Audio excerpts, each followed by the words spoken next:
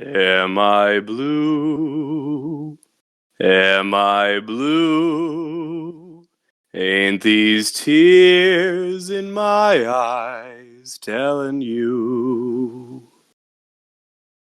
No, I'm blue. You are the blue man, but you are not blue. But, yes, I am blue. That's Jordan. We've also got Margot, and welcome to the 100th episode of Cape Corner!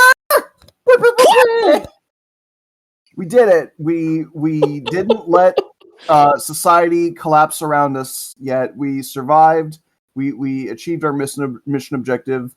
Just now barely. Now I can die. Yes.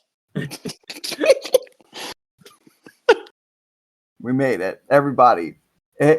If you have been with us for the 99 prior episodes, which like maybe one person can say, I honestly doubt there's anyone who's actually listened to all of them. The joke is that I'm the one person. Literally the one person. Yes, I have listened to all of my own episodes. Yeah, fair point.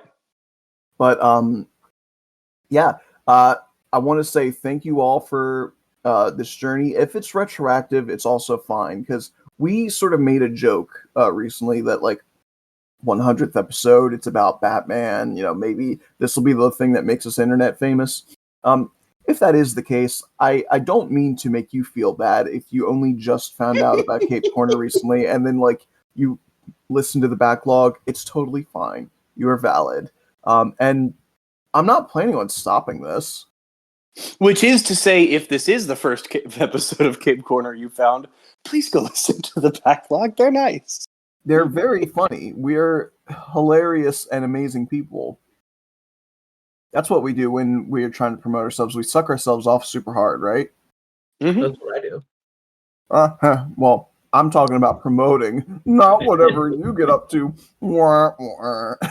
Flexible. You post one dirty picture. So yes, this is our centennial episode, and it is about. It's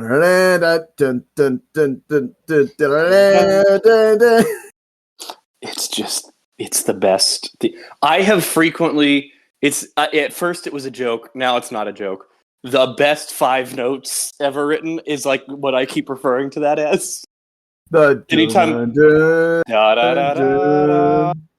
And every time I hear that, I go, "Yep, those are the best 5 notes. That's it. Those are the best ones." That shit's hard to beat. So, if anybody has been keeping up with us, then you might know it's a long-running joke, asterisk, that the 100th episode would be a Batman episode, and it would be like 4 hours long. We eventually, or I don't know if it was ever a joke for Jordan, but for me, I was like, oh yeah, right.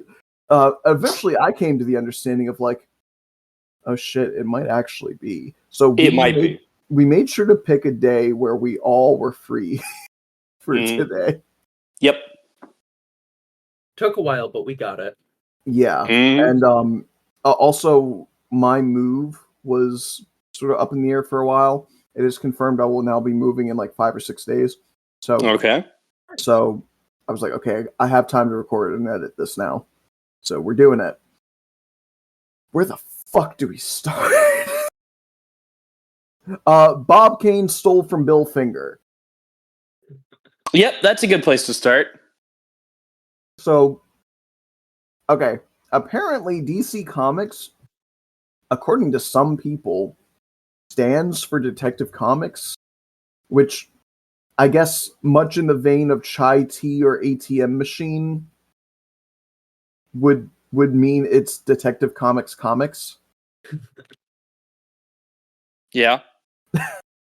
But in Detective Comics, we what was it? 41? Is that correct? Was it 1941? I think it was 39. I know 38 was Superman. Yes, I'm pretty sure it was 39. You could check me on that if you Hang on, I'm looking if it you up. felt so inclined. You're right, May 1st, 1939. What the fuck do I know? I'm just the guy in charge of this podcast. Yeah. Batman first appeared. He was a creation, a joint creation of Bob Kane and Bill Finger, and for many years, it was treated as though Bob Kane did the lion's share. And in fact, he took the vast majority of credit for the character. In the 1989 movie, there's a Bob Kane drawing. It often says character made by Bob Kane with the help of Bill Finger. And what we would learn many, many, many years down the line is apparently Bob Kane's original iteration of Batman was a vast departure from what we actually got. Oh yeah. Bill Finger made like 95% of the character that we know of today. He did the lion's share. And got fucked over for it. Which is like, again, no offense to anybody here, but it's like if 50 years from today, I'm like living in a shanty town and I see on a TV that I pass by with my little homeless person cart, like Cape Corner made by Margot. Yep. Yeah. And Margot has become rich and famous and is living a luxurious life and Blue dies penniless on the streets. That bitch. I give you at least 15% for royalties. You say 15 or 50? 15. Okay, that's fair. Yeah, when I make the shirts, that'll be your cut. Okay. That's fair. Imagine we just start getting into like heavy legal stuff and nobody's fucking listening.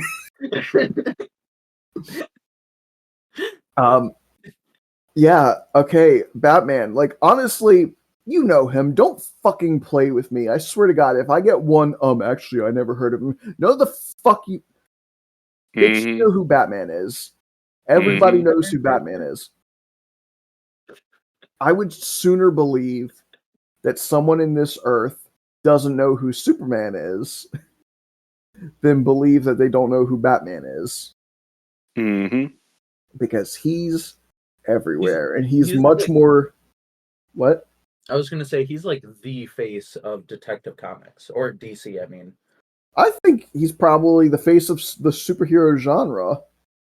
Yeah, I'd say Spider-Man has. Well, because yeah, in modern years, yes, but I would say especially in the 2010s, the early 2010s, it was Batman.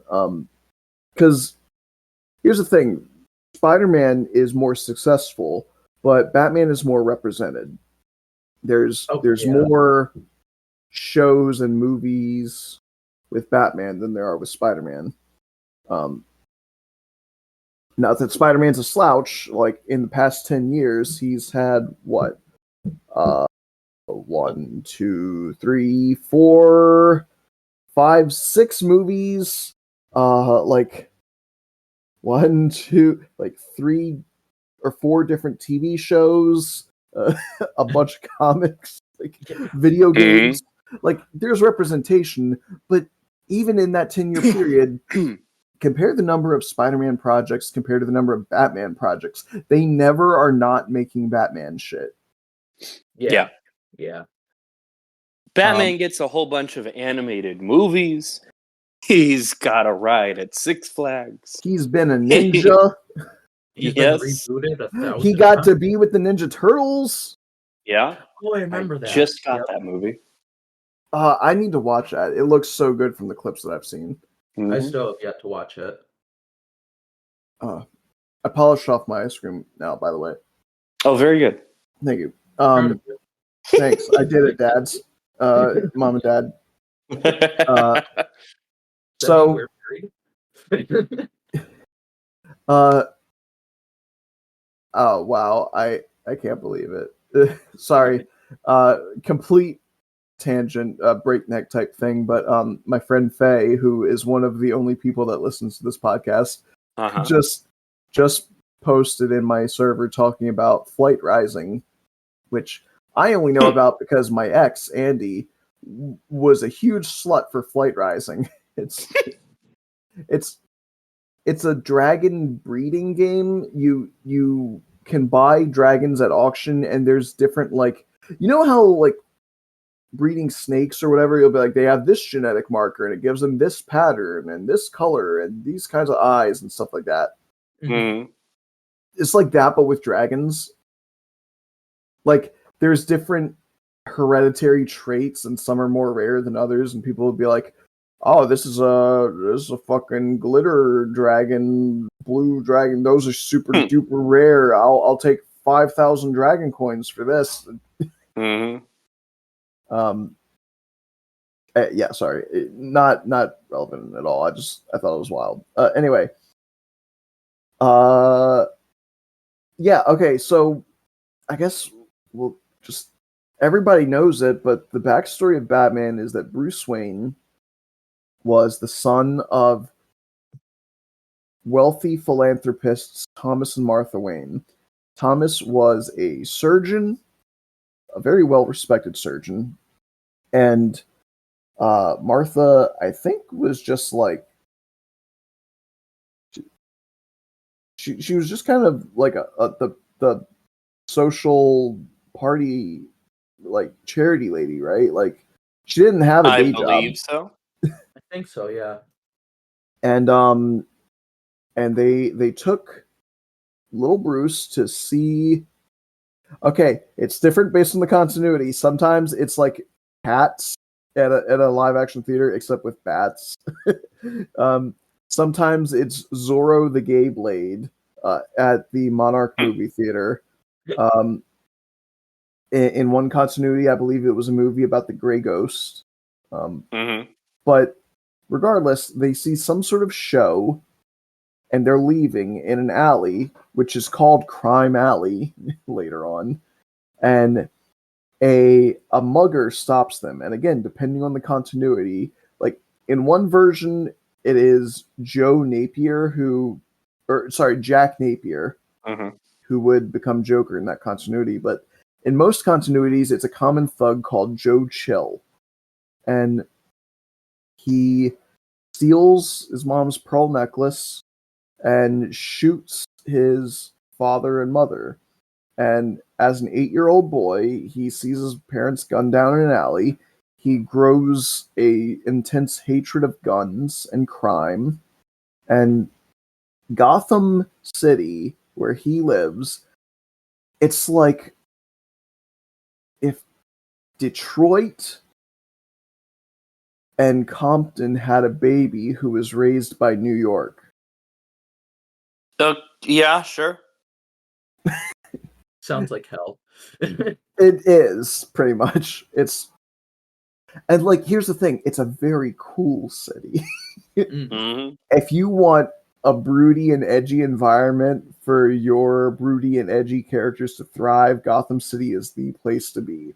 It's got the old world stone Gothic architecture, cathedral shit, gargoyles, all that stuff, but it's also got like super futuristic tech neon buildings, and it is a timeless city to the point where, because like, it doesn't matter what time period it is in the rest of the world. If you go to Gotham, everybody's going to be wearing a fedora and a trench coat and drinking coffee at a corner diner, and you're going to be like, what the fuck, did I step into the 50s? Yeah, they do really good at the anachronistic vibe. Anachronistic, that's a very good word for it, because that really is what it is. It blends multiple times all at once, and it's impressive. Like, we've seen many different interpretations of Gotham over the years, and as time goes on, I feel like it becomes harder and harder to make a place that feels both retro and modern. because the divide between the two grows bigger and bigger, and yet the boundless creativity that I see some of these developers make with their realization of Gotham is always incredible. Everything from the way things look in the animated series of the 90s to the way Gotham looks in the Batman, like the movie from a couple years ago, or last year. Was it last year? I think so. 2022, is that right? I think so. I'm starting to lose track. Yeah, the point is, like, it's very impressive, and I want to give kudos to the designers of Gotham City. That shit feels so hard to pull off, and they nail it a lot of times. I'm hard pressed to think of a bad iteration of Gotham City. I haven't played Gotham Knights, so I don't know if that's like any good or not. I like it. You have played it? Yeah, I've played it. All right, that's good to know. It's got that same kind of. It's not quite as anachronistic, but it does have like where parts of the city are clearly really, really old, and you've got a bunch of kind of old Gothic architecture and stuff. It's pretty cool. Yeah. Now, as much as Batman is an important foundational aspect to the city, obviously, right? He's the hero. The city itself is one of the most fleshed out fictional cities in all of fiction that I know of. It has an incredible history all its own. Everything from the Court of Owls inhabiting the deepest underbelly of the city, like an entire cult that encompasses the 1% of the city, to the fact that okay, here's where we get into really wild shit. The meteor that hit the planet that granted immortality to Vandal Savage. Yep. Also generated the chemical Lazarus. So Lazarus pits sometimes pop up in the earth in various places, and one of the places it pops up is in Gotham City, which created a swamp, which Cyrus Gold fell into and got struck by lightning, and he became Solomon Grundy. Yep. So it's wild to think Ra's al Ghul, Vandal Savage, and Solomon Grundy are all connected. And that the thing that connects them all is underneath Gotham fucking City. Yeah, it's a lot. There's so many connections. And that's just in like the main comics world. You can go to any other Earth in the DC multiverse and find like whole new permutations of all of these things. It's true. The variations of all of this are extremely numerous, and I could see so many of them being anyone's favorite interpretation of things, but yeah.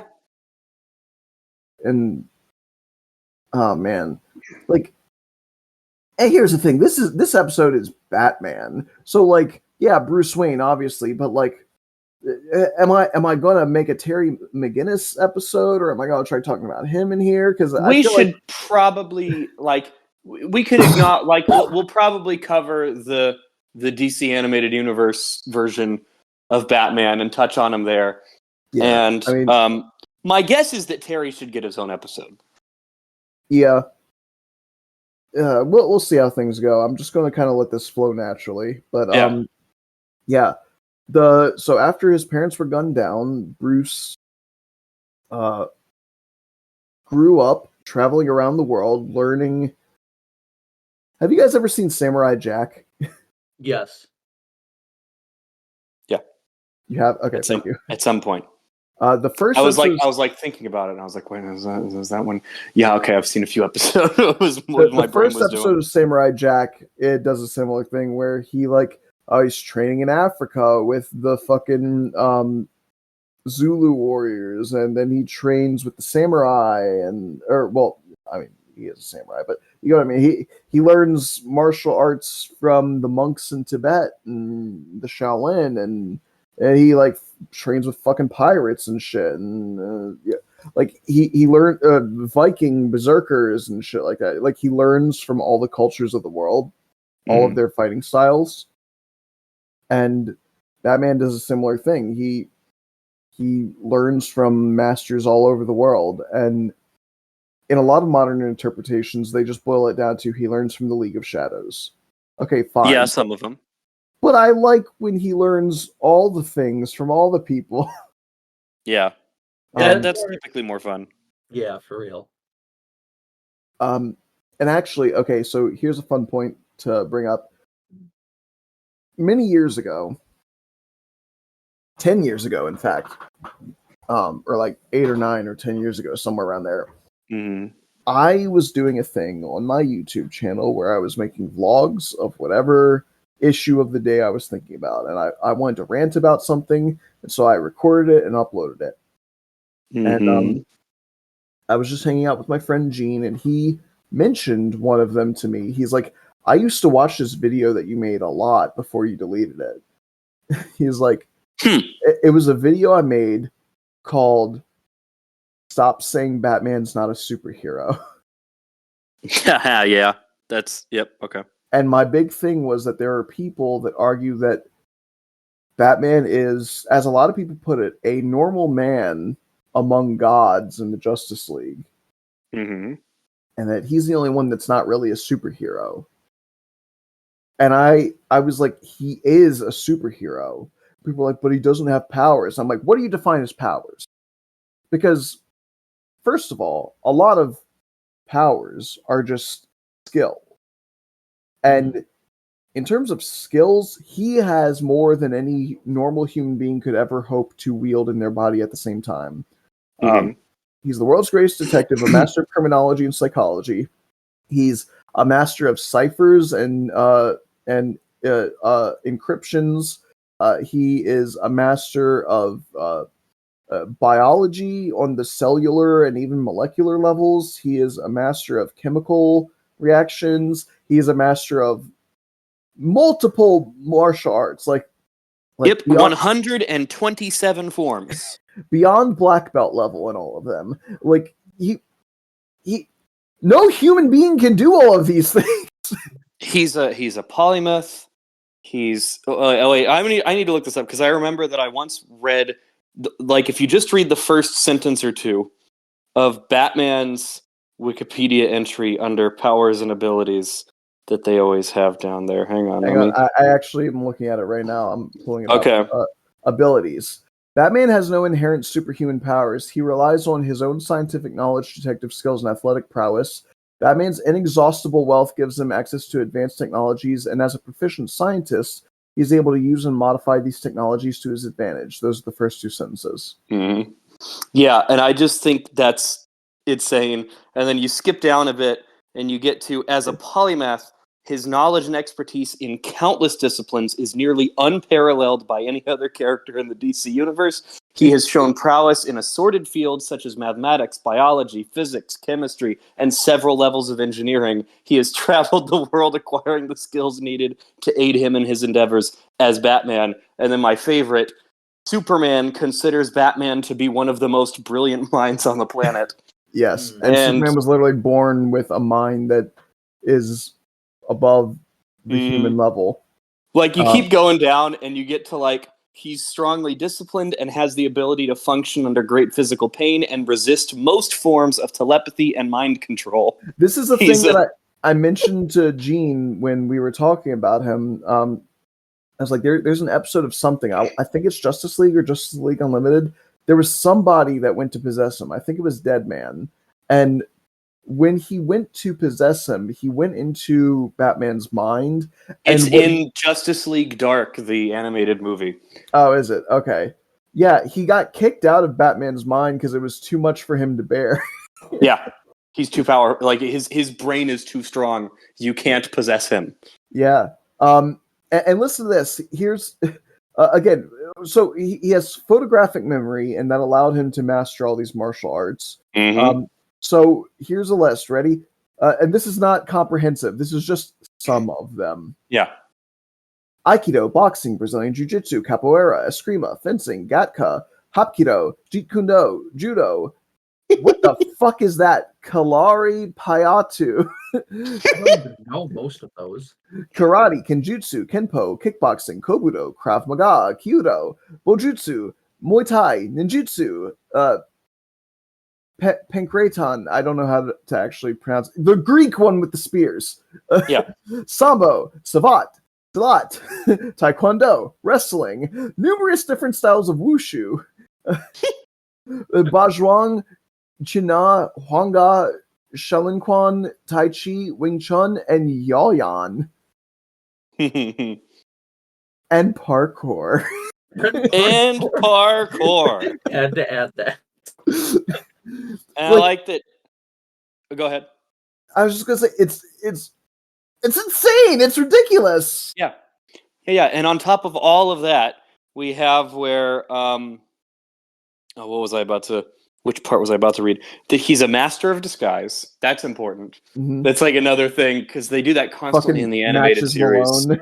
Yeah, they do it constantly in the animated series where you'll just be looking at a scene and I was watching an episode with my girlfriend recently and we were like watching a bit and these bad guys are in a bar and they like the camera lingers weird on this like grizzled sailor looking dude with one eye, like with one blind eye and when we were like, why? Because I'd forgotten this episode. We were like, why did the camera linger? And the dude bursts out the back door, and you see he's got the Batman suit under his shirt. And I'm like, God, this fucking dude, it's just everywhere. Yeah.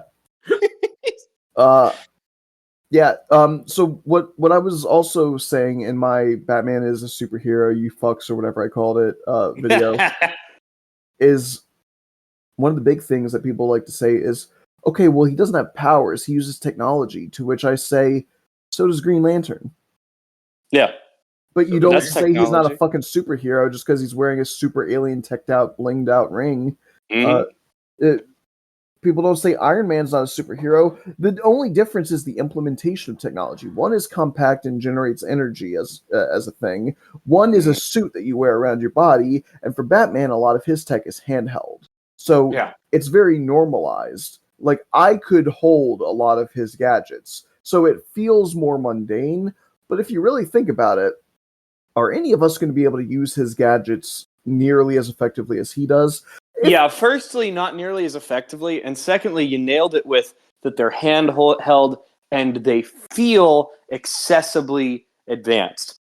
But when you think about it, they aren't. That even like let's go to the most basic one, the handheld grappling hook, grapple gun. And it's like, yeah, that feels like, you just shoot the thing and it pulls you up to the rooftop. It's like, that doesn't exist. That can't We don't exist. have that.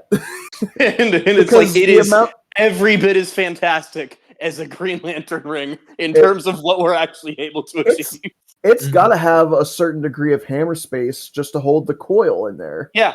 Because in order for a coil that thick that it could withstand the weight of a grown man over 200 pounds in an armored suit, swinging across old structures without like breaking something, that has to be like carbon fiber, and that shit is thick and that shit is heavy, and for you to traverse the distances you do with it, that shit's got to be 500 pounds. And that's just one of like 36 gadgets that somehow fit in 4 or 5 little pockets. We have confirmed that Batman has hammer space. Yeah. And then with him moving around like he's a feather. Like, he moves all around his... Yeah. One of my favorite things that I've ever seen in a live-action Batman movie has to do with his motion. Like, what? Okay, so like when Batman v Superman came out, the fight that he has in the warehouse was heavily praised for it feeling more like Batman style movement than what we've seen in live action. And movies. that is an absolutely spectacularly choreographed fight scene. It's a good scene, but I feel it was brought to its greatest point in The Batman. Specifically, there is a scene where he's fighting with all the Riddler goons at the end, and he blows up a fire extinguisher, and it makes a giant cloud of smoke. And there's a pause, and everyone's like waiting for a beat, and it goes quiet. And then like a musical sting, like a psycho in a slasher movie hits, and Batman leaps out of the cloud, lunging at a guy, and something about that I was like, that's Batman. This is a good place to talk, since you mentioned the music there. This is going to be like the most chaotically disorganized conversation we've ever had. It's got to be. That's why it's going to be so long. Is that one of my favorite, now that we're talking a little bit about movies, one of my favorite scenes of Batman ever is in Batman Begins, where they actually do this really well in that scene in the Batman. They do it in Batman Begins. They also do it a little bit in Batman vs. Superman, where they bring Batman back to his roots as what, to an outside observer, should appear to be a supernatural creature of the night. And I love Batman Begins, where he's taken down like a bunch of drug dealers or something. I can't remember the scene. He was at the shipping yard. Yeah, the shipping yard, and he's like ambushing them. And we're getting their perspective of this shadowy figure just swooping around corners that you can't get a fix on him. You don't know where he is. The music drops out, and it's this very ominous vibe, and they did very well at that. And I think they also really nailed that with Batman versus Superman, with the first scene with Batman, where cops are going to find the results of a human trafficking ring, and they find a whole bunch of women in a cage, and they're talking about how something came in here and destroyed all the people who were holding us captive, and they're afraid to come out with the police because they're like, it's still here. They say it's still here, not he's still here. And the cops go upstairs, and you get the shot of like Batman looking like a fucking vampire stuck to the wall. They're like trying to shoot him because the cop just gets startled. And I'm like, yeah, there's your Batman vibe of like this supernatural creature. No one's quite sure if he's real. The people who are sure that he's real are scared to death of him. And I always love when a movie manages to hit that vibe perfectly. I like there's a sweet spot in his career where it was becoming more widely recognized that he was real, but nobody still quite knew him yet. He wasn't in the limelight just yet. And Batman Gotham Knight takes place within that sweet spot. The animated movie that was done by like 6 different animation studios. And the first segment of that movie is just a bunch of kids meeting at a skate park. And they all had an encounter with Batman earlier that day. And they're all describing their own encounters with him separately. And they're describing him differently. One says he was a giant bat monster. The other one says he was a robot. They're like, we don't know what he is. I think one of them describes him as like a living pool of shadows. Yeah, like that's so cool. Just some creepy demonic creature. Yeah. Because they were all focusing on different aspects about him, and that's the thing. Yeah. Depending on what you hone in on, no matter what you hone in on, he seems otherworldly, and because it's by design. He is more assembled than a man. Like, yeah, it's been said to death, and like it feels pretentious, but legitimately, his entire thing was he wanted to strike fear in the criminal element in the same way that the criminal element strikes fear in the average person. Criminals are a superstitious and cowardly lot. True. And when you think of a criminal that's going to hurt you, it's oftentimes a nebulous thought. You don't picture one guy with one weapon. You think of gangs and human trafficking rings and cults, and it's a shifting and frightening image you get, and he wanted to mirror that. And again, depending on how you look, he's like one of those like trick mirror type things where depending on the angle you look at him, you see different shifting forms. And it's only when he becomes a truly established person, when years later, people are like, oh, he's a man in a suit, and he's just really good at what he does. And funnily enough, even though he's been absolutely destroying fools for years, inevitably, when that truth becomes the widely accepted truth, you're going to have these henchmen that think, yeah, I could beat the Batman. He's just a guy in a suit. Let me get some one-on-one time with him, and oh boy, I'll have him hurting. No, you won't. If you could, it would have been done already. You are not. You, Henchman 59A, are not more formidable than Henchman 39E. You're just a different big, muscly, unga-bunga dude with a gun. He has ruined the lives and physiques of tens of thousands of you. I do always love the idea that, like, he's got the no-kill rule, which is potentially the most famous and most significant aspect. Like, one of the more important things. It's one of the more important things about him because, it's if, and I really love the, like, if he's not afraid to kill you, you won't make it out. No. and I kind of like that mentality of it. But that, yeah, he's got the no-kill rule, but, like, some of these people are going to wish he'd killed him. Yeah. I mean, it's like he's got people eating through a straw for the rest of their lives. Like, yes. He is fundamentally altering and destroying these people's lives sometimes. Because if Batman came out today, I think he would be labeled as an anti-hero. Mm-hmm. Probably. Oh, yeah, definitely.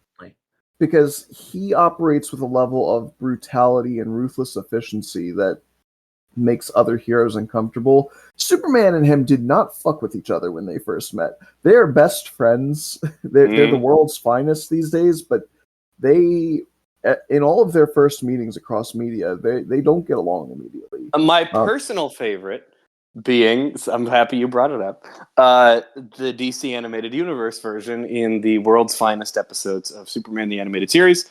Their first actual meeting is that Joker has come to Metropolis. Batman's not sure why. He's trying to track him down.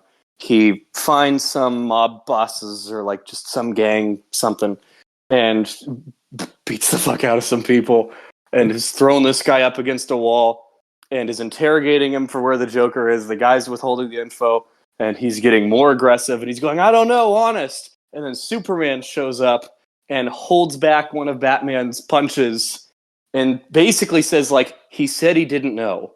And it's like Superman has a problem with Batman continuing to hurt this guy after he said he didn't know. But then Batman judo flips Superman across the room.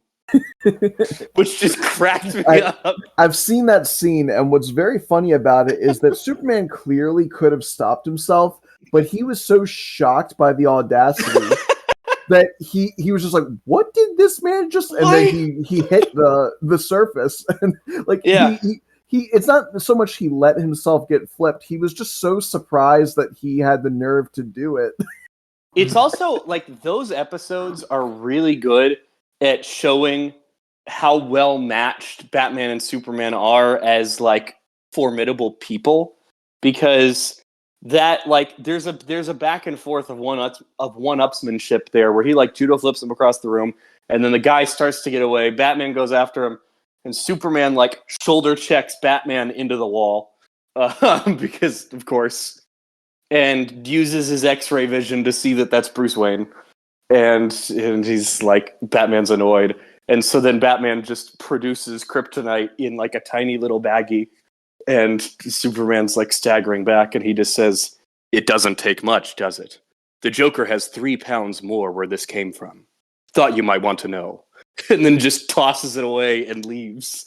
When Superman isn't looking. He Batman's Superman, a dude with super hearing. He disappears. A dude with telescopic vision, X-ray vision, thermal and he does vision. The disappearing act. And then later that night, Superman goes home changes into his pajamas, and I always liked in the show that like Superman has pajamas. I don't know why I like that touch, but he's looking at the edge of his cape and he sees a little tiny tracker that Batman has placed on him, and then he looks out the window with his telescopic vision, and you see Batman on a rooftop like 2 miles away with binoculars, and he like kind of waves at him and then disappears. Like, it's one of the coolest series of one-upsmanship I've ever seen. There's a good similar thing with that in The Batman, the 2004 series, where similarly Superman and Batman are crossing paths, and Superman immediately uses X-ray vision to see that he's Bruce Wayne. And again, a good thing to point out is that modern Batsuits, Batman has lead lining in his cowl, specifically to block Kryptonians from seeing who he is after his encounter with Superman.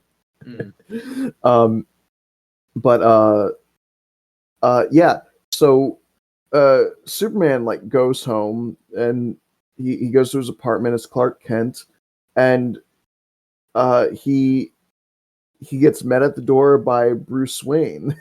And he's like, wait, how did you? And he's like, yeah, I didn't have to cheat like you do, but I'm pretty smart. I figured out who you were because your face is exposed. Come on. That's funny. He's like, I just did detective work. I figured out who looks like you. Hey, here you are.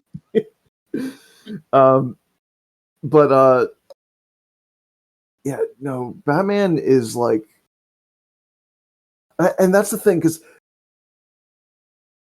there's a common ground, like a common starting point for all these different iterations of him, but there's so many versions of him. You have the animated series one, which is also the same one from like the Justice League cartoons and Static Shock and all that. The best one.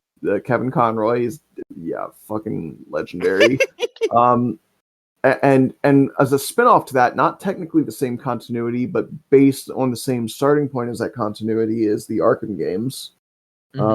Yeah, it's a very similar. They did really good with the Arkham games because it's clearly not the same continuity, but it is like that continuity. Yeah, it's kind of based on it. Most of the voice cast is back, and it's kind of clearly like a grown-up, grittier version of that universe, kind of. I've always thought that's a lot of fun. Yeah, it's really good. But like the different ways he can be imagined. I'm not just talking in like Elseworld stuff like the Batman Samurai one or whatever the fuck that movie is, or like Gods and Monsters where Kirk Langstrom is Batman. Oh, that's so fucking cool. God, yeah, Gods and Monsters is so good. You got Gotham by Gaslight where he fights Jack the Ripper. Real quick, Margot, I know Jordan said that he's seen it. I'm pretty sure. Have you seen Justice League Gods and Monsters? No, I have not. Okay, here's your homework. Watch Gods and Monsters. Okay. It's great. It's on HBO Max. I'm sorry. They also just did another one that was Batman: The Doom That Came to Gotham, which is like a weird H.P. Lovecraftian horror, but with Batman, but set in like olden times, and it's DC likes doing that. They did it with New Frontier as well. What, setting things in the distant past? With Lovecraftian horror shit, yeah. Oh yeah. Because that was the whole thing. There was like a monster in the earth or something. Yeah, they did it again. They did The Doom That Came to Gotham, which as soon as the actor strikes, and I'll cover that one at some point over on mine. But okay. So holding off on covering anything that's released since the strike. I agree. But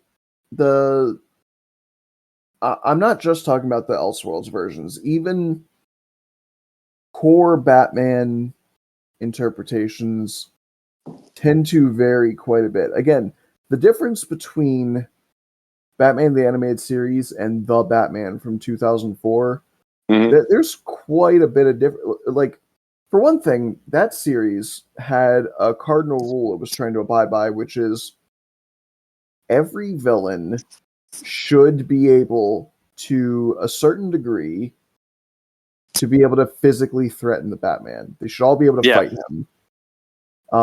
Penguin is not typically a fighter, but that version knows kung fu. He could fight Batman. The Joker typically doesn't fight Batman directly, but this one is extremely physically capable. He can fight Batman. Like, yeah, they do their plans and their schemes, and they're still like evil geniuses. But when shit breaks, it's not just okay, Batman, you win again. No, the Joker's going to start kicking Batman in the fucking face and trying to get away. How it should be. It's great. I love it. Also, that's one of it took some getting used to for me because I grew up with the Mark Hamill Joker, but what is it? Kevin Michael Richardson? Yes. That version of Joker, I fucking love him. But like, and then there's like talking about the live action differences. The difference between the '89 Michael Keaton movie versus like the 2022 Robert Pattinson. Those could damn well be two completely different characters. Yeah. But they're just interpretations of Batman. It's amazing because I've heard people say the superhero is the modern myth, where back in the day people told stories and had different interpretations of an archetypical character of something like Hercules or Odysseus, Robin Hood, these larger than life mythological figures that could do incredible things and change the world. The superhero is that for the modern era, and I think some of them are more concrete, but then there's some of them that are like, ironically, Batman is an idea. Or not ironically, but appropriately. In our real world, Batman is more of not a suggestion, like a starting point. Like you think, okay, make a story about Batman. And if I was to say something like, I don't know, make a story about fucking the Flash. A lot of times it's going to run a similar way. If I say make a story about fucking Iron Man, a lot of times it's going to run a similar way. But Batman, it's like not vague, but it's so open-ended. You could do a million different things with a Batman story.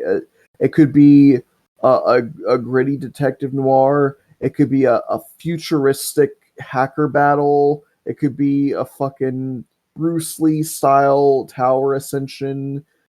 It could be a comedy. It could be a drama. It could be like he could. If Batman rolled up in a Wild West town on top of a black horse, I'd be like, that's wild. But that makes sense. I could see him doing this. I'm sure why wouldn't Bruce Wayne own a horse ranch? Yeah.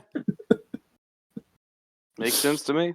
One of the first comics I ever read took place in Antarctica. It was Batman on a fucking snowmobile. And I was just like, this isn't Gotham City. And yet, sure, why not? Like, he's a man that can do anything, and so he can be anything.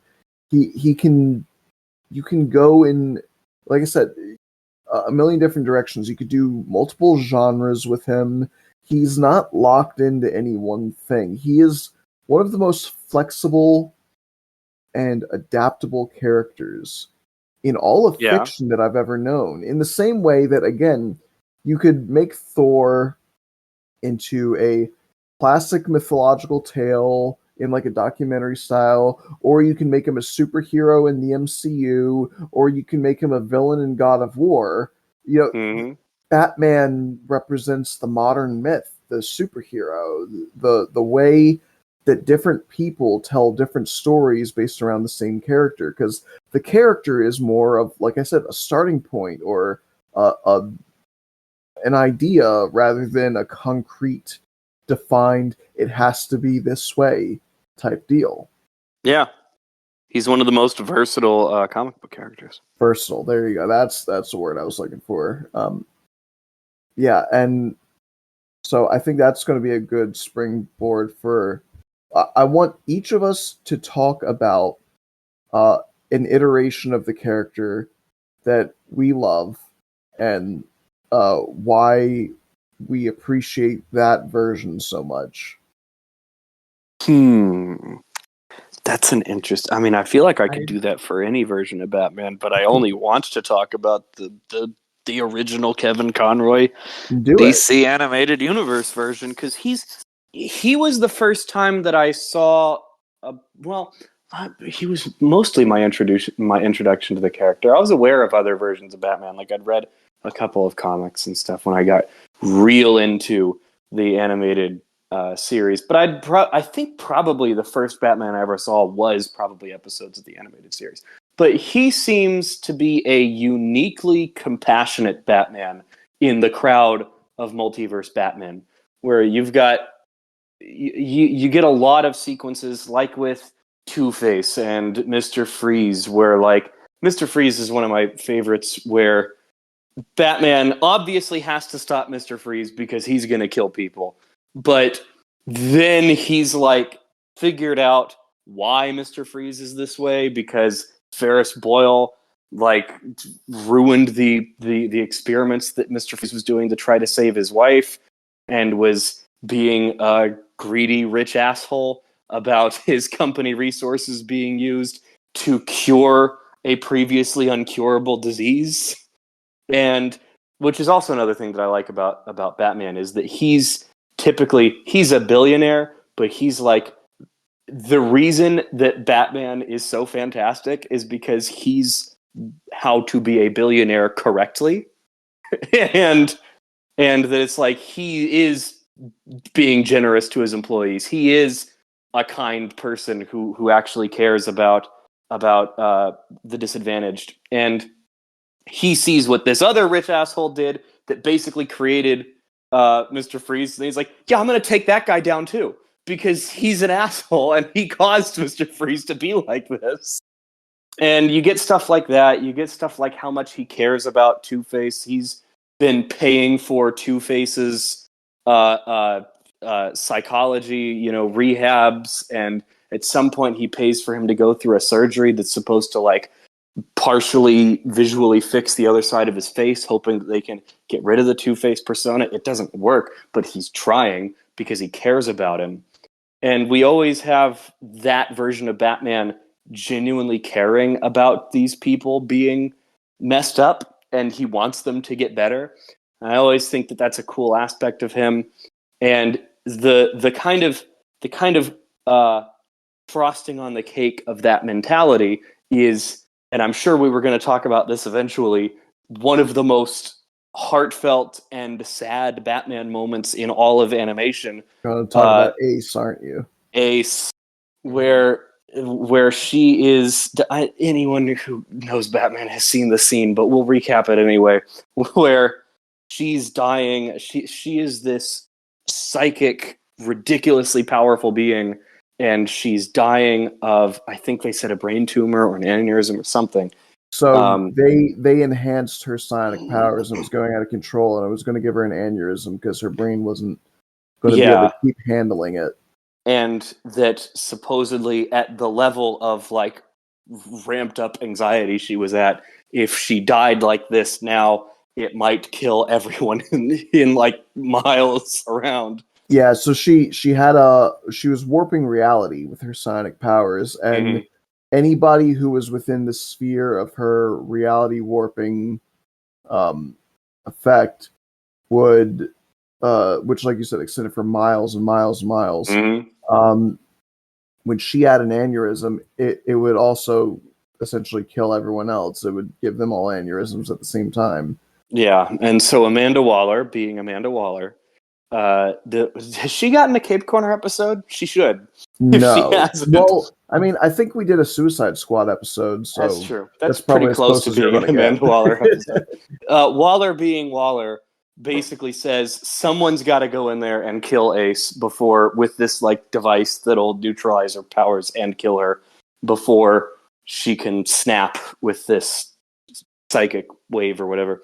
And Batman's like, "I'll do it," and everyone's like, "What? What?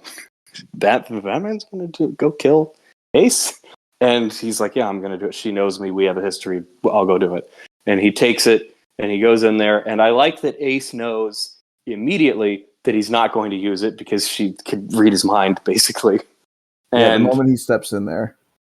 Yeah, and he just drops it on the ground and is like, it's clear to both of them what's going on, and just that she's this little girl who's lost her whole childhood to all of this, and then in her final moments, she just wants someone to sit with her when she goes, and Batman's just there for her because he's kind and he actually cares about all of these people.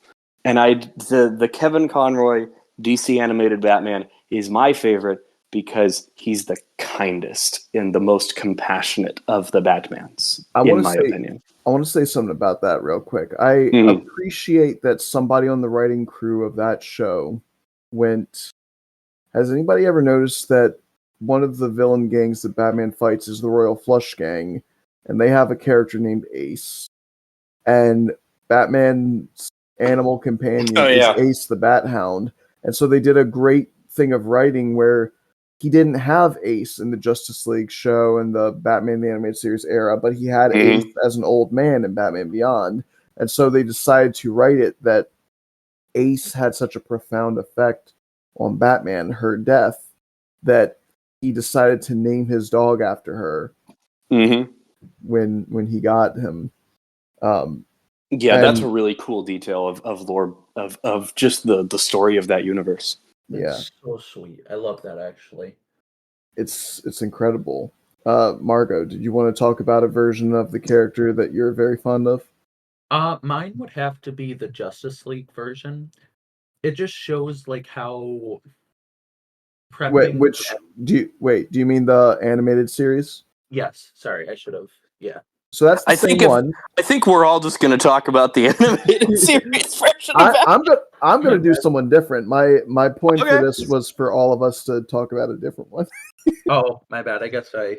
But yeah, no. The point of this was for all of us to highlight a different one and just sort of explain why there's like a lot of really cool interpretations. So if you want some time to think, I can talk about one of mine. Yeah. Give me some time to think. Yes. Okay. So I wanted to talk about the Telltale series, Batman. Okay. So for those of you who aren't big gamers like me, Telltale is a company that was cranking out games left and right in the mid 2010s. One of the big ones I think the first one they did was actually Back to the Future, the Telltale series, but the one that gained them a lot of notoriety was the Walking Dead Telltale series. Oh yes, I remember seeing that one. Yes, so their big claim to fame is this character will remember that. It's you make social choices that affect your relationship with other characters, and based on the relationship you have with other characters, it can affect the plot.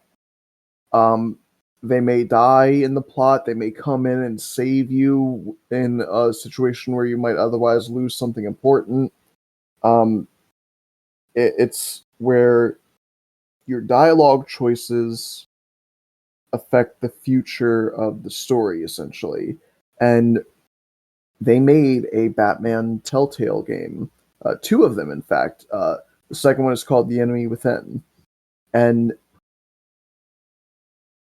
I believe the first one is centered around... So, starting in the 2010s, they really like to start doing the story of what if the Waynes were bad, actually. Okay. And a lot of modern interpretations have touched on that sort of thing. The Joker movie has touched on, what if the Waynes were shitty people um, caught up in scandal. The 2022 the Batman movie did the whole like, what if Martha was institutionalized at Arkham, and her cover up of that whole thing fucked up stuff because of Falcone and Thomas Wayne covering it up and stuff like that.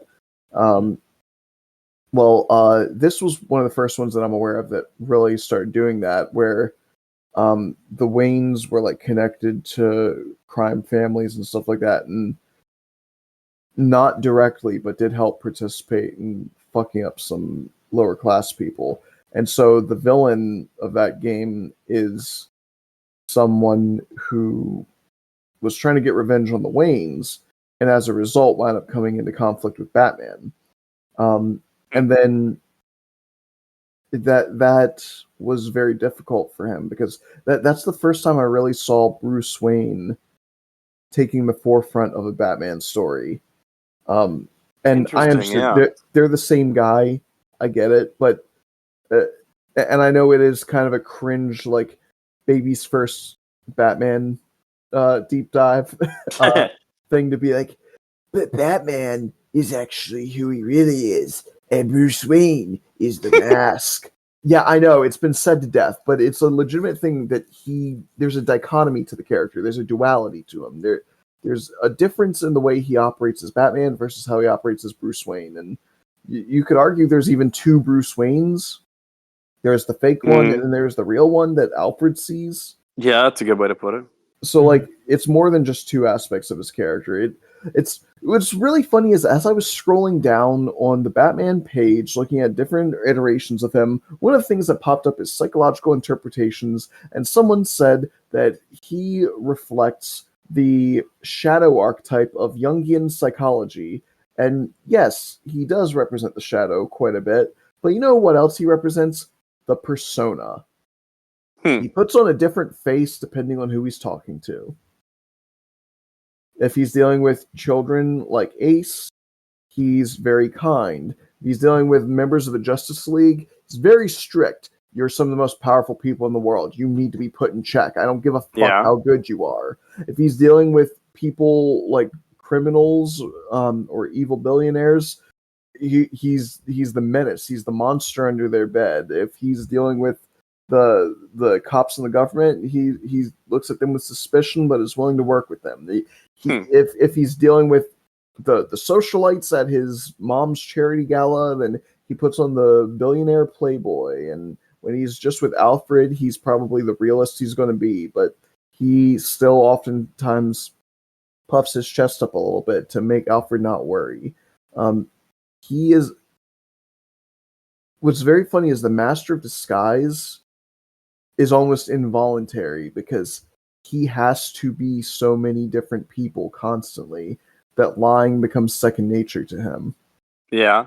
Which is also why he's so distrustful of others, because he knows how easy it can be for someone skilled enough to lie all the time. Interesting, yeah.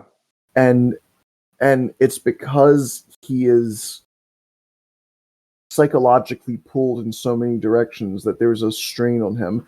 Again, I was talking with my buddy Gene about it. It's, where do you draw the line between genius and psychopath? He was like, everyone agrees that Joker is crazy, but could he really be a genius? Everyone agrees that Batman's a genius, but could he really be crazy? And I told him they're the same thing. The only difference, truly, is not based on the individual in question. It's based on the person beholding them. How do you view this individual?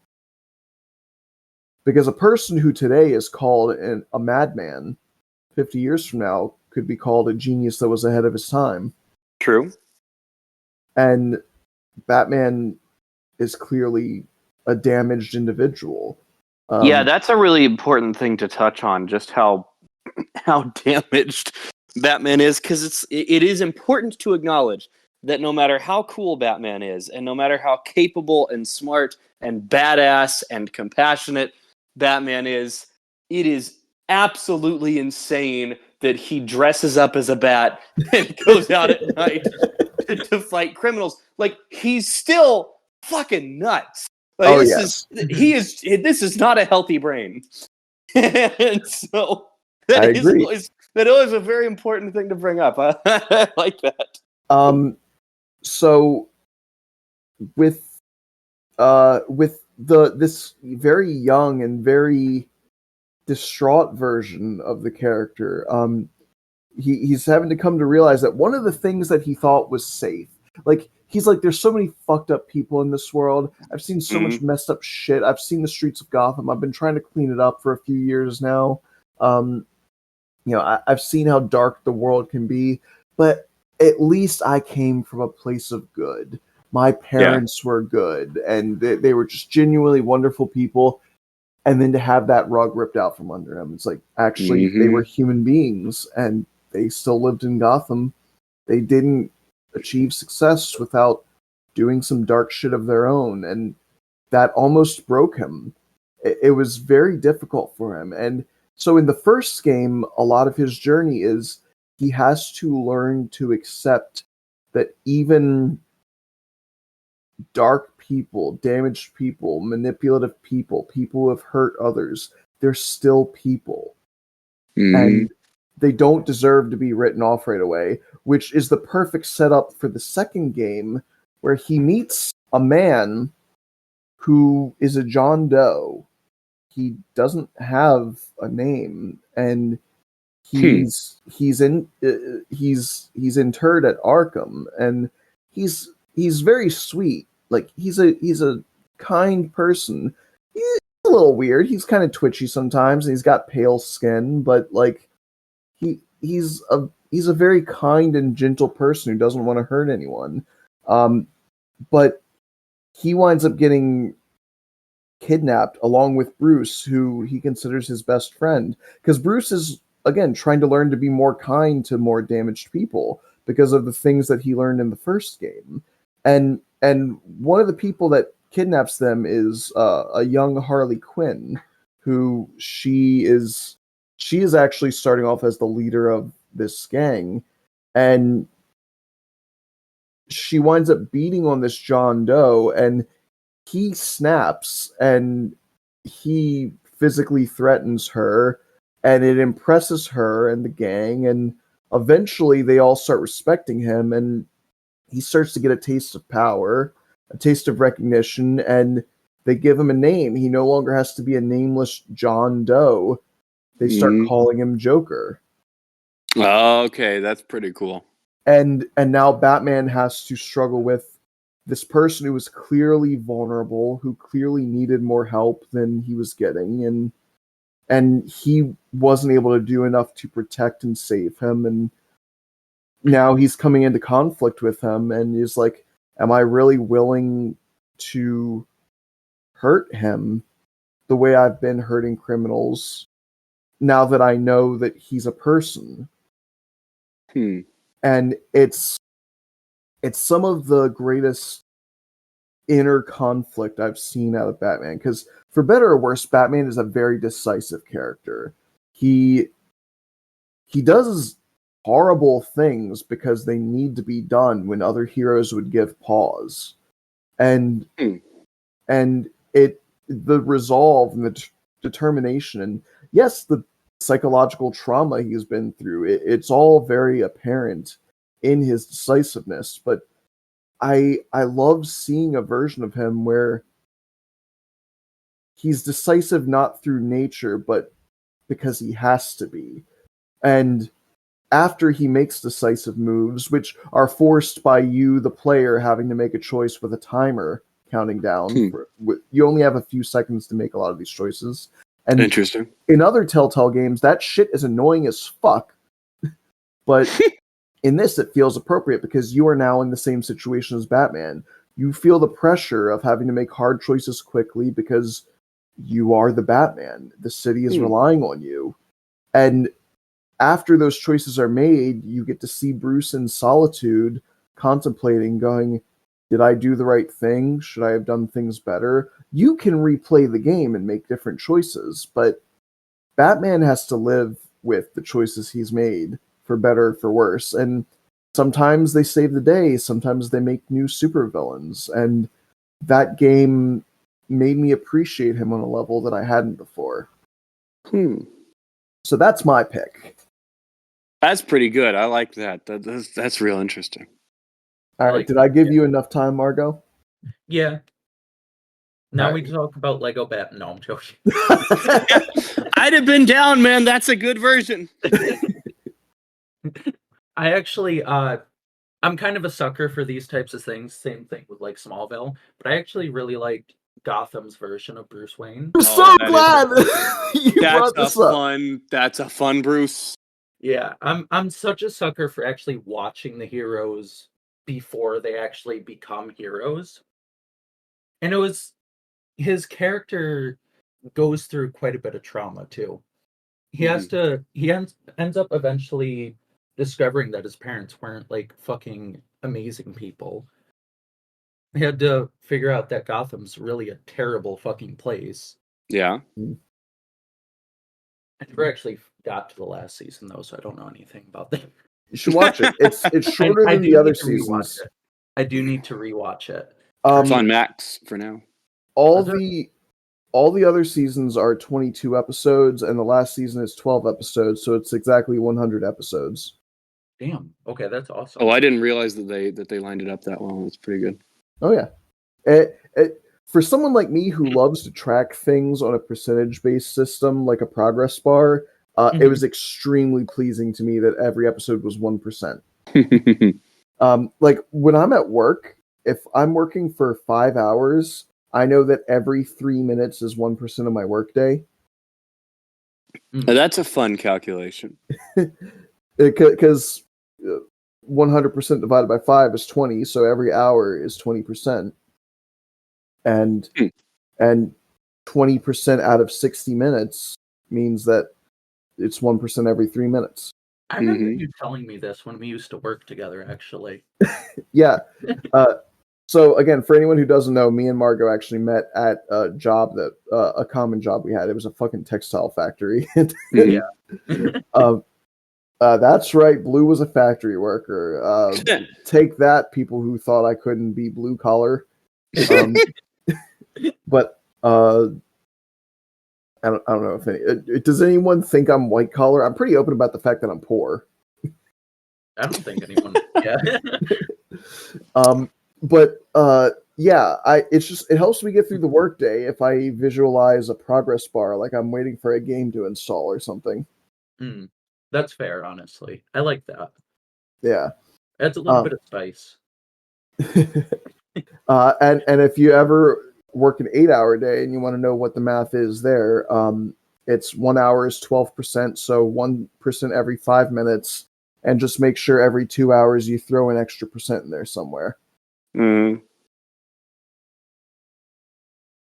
So like 1 hour, you're at 12%. If you're working from, I don't know, like 9 to 5, then when you're at, I don't know, 3:30, it's like what? Okay, so 12, 25, hang on, wait, 9, 10, 11, 12, 1, 2, 3, 75%, and then 81%. Okay. There you go. Anyway, so yeah, what else did you want to say about the Gotham version? Oh, you get to see him interact with the other versions of like the people he'll end up fighting in the future, like Penguin, like the Joker, the Riddler too. Can I say something? That is my favorite version of the Riddler. Oh yeah, I agree. Yeah, he was amazing. So good. I also really liked their version of the Joker too. Yeah, he was good. He was my favorite, actually. Because it's like, okay, because you get a little bit of all the versions of the Joker, right? You get the sane but terrifying crime boss. You get the unhinged baby eating like edgy boy version. You get like sort of like the classic campy version, but I used to be like Jerome is the best. I like him, but I did come to really appreciate Jeremiah's version. I think the version from episode 99 is like the peak Joker in that. Okay. And then I think they kind of fucked him up in episode 100. Fair. Really? I thought he looked dumb. I didn't like his giant Jay Leno chin, his stupid acid scarred face, his 3 Ed, Ed and Eddie super long hairs. Mhm. The fact that he was sort of like struggling to remember where he was and what he was in the middle of doing at all times, like he was an Alzheimer's patient.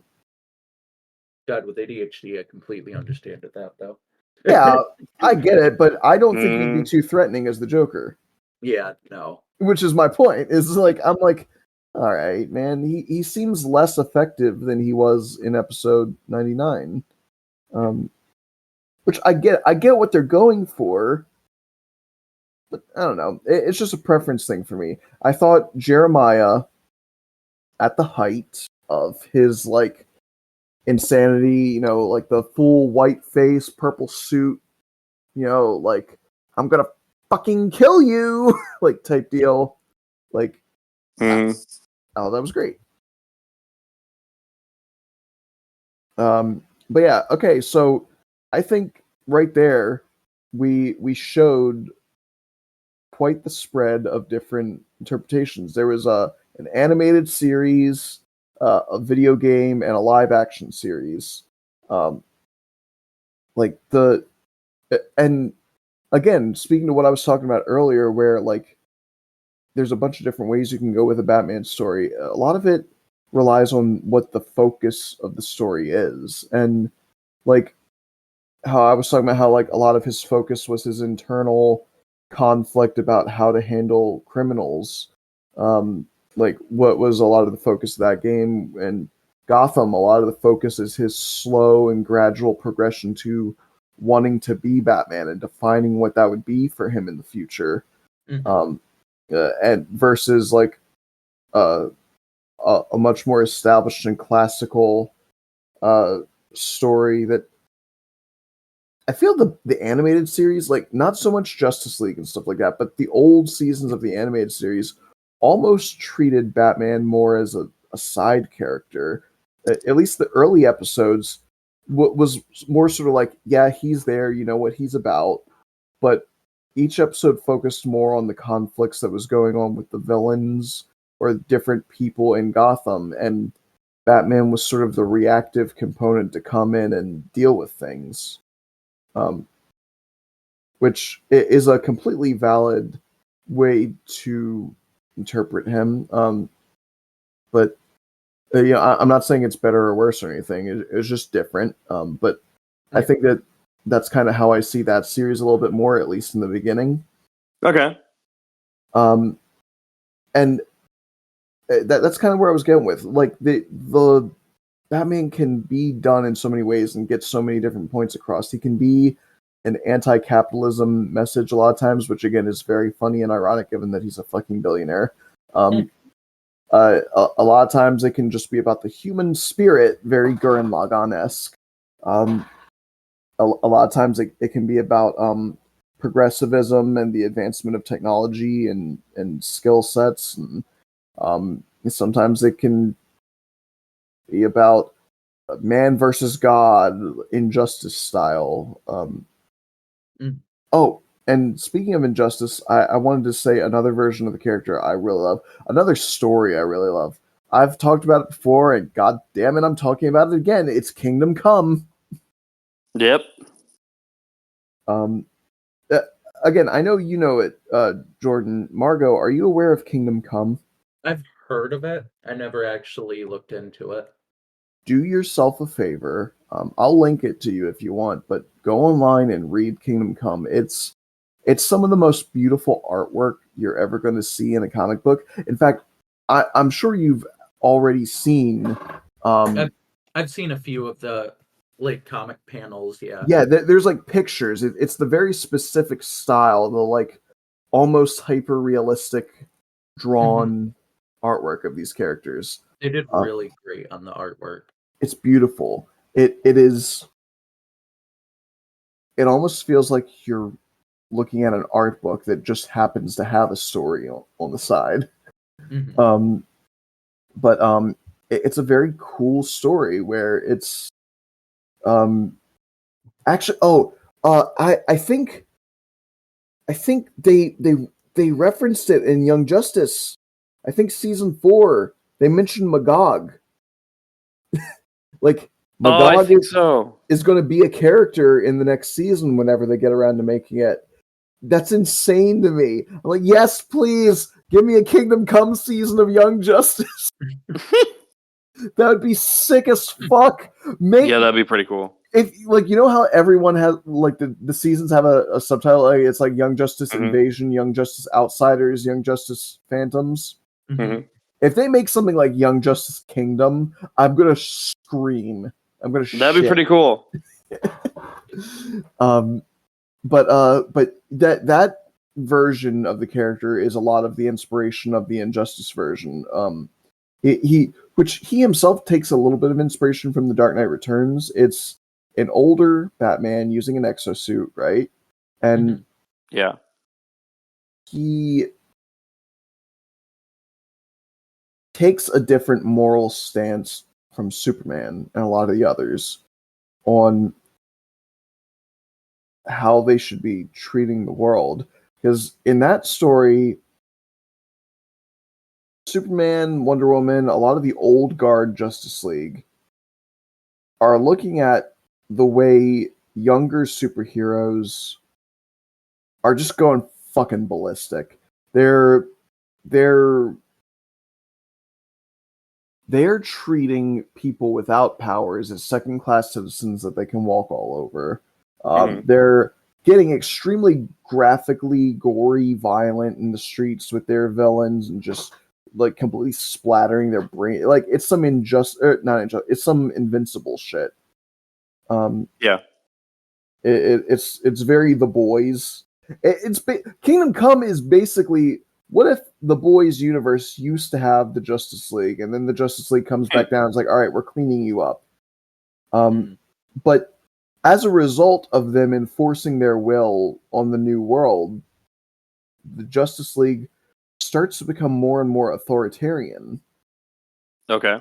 On saying what people can or can't do with superpowers and all that sort of thing. And to an extent, it's good, because again, people were going fucking crazy. It was starting to look like cyberpunk out there. It was not good. Magog is the big representation of the new era, where he is he's a young hero who used to look up to Superman, but thought he was a fucking pussy because he never killed any of his villains. And so one day he's like, I'll kill the Joker. I'll do it. And so Batman winds up teaming up with a lot of the other rich super characters like Lex Luthor. And they basically like have a board meeting and they're like, all right, we gotta make sure that the Justice League isn't going too fucking crazy. And they wind up, Lex Luthor brainwashes what we believe is Captain Marvel or Shazam. Because he's a huge, handsome, chiseled man who's acting like a fucking waiter for Lex Luthor.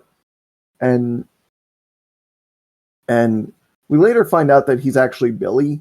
He just looks like that all the time now because he's a grown-ass man. Okay. But he does wind up becoming Shazam and winds up... funnily enough, like, that entire story centers around a preacher who is sort of just a random dude that has no connection to any of these people. He is a completely passive observer, and he gets recruited by the Spectre. And the Spectre's like, look, I'm going to be real with you for a second. I am effectively God, right? Like, I can handle this situation, but it's been years since I've been the Spectre. I feel too disconnected from humanity. I don't trust myself that I'll make the right decision here. you seem like a really cool little guy, so I'm going to leave it to you. I want you to decide what we do with superheroes, and it's up to you to prevent Armageddon. Okay. And so they've got this thing of Armageddon hanging over their heads, and because the guy's a preacher, a lot of the text is done in very biblical terms. All of the superheroes battling and everything, it's all being likened to biblical events. And the like quote unquote antichrist, like the big Armageddon, the big danger, the threat that's going to destroy everything, turns out to be Shazam. And oh, that's interesting. because he's beating the fuck out of Superman. I like the idea that Shazam could beat Superman. It makes sense to me. I mean, Superman is still more effective as a hero overall, but if they got into a one-on-one fight, it makes sense that a guy who is like Superman but magic would beat the normal Superman. Yeah. But I won't spoil how that story ends or anything, but Batman plays a very significant role in that story, acting as a counter to the Justice League. He, funnily enough, is the one most trying to find a middle ground between the old guard and the new like wave of heroes and supers, because he, for one, he's no stranger to brutality.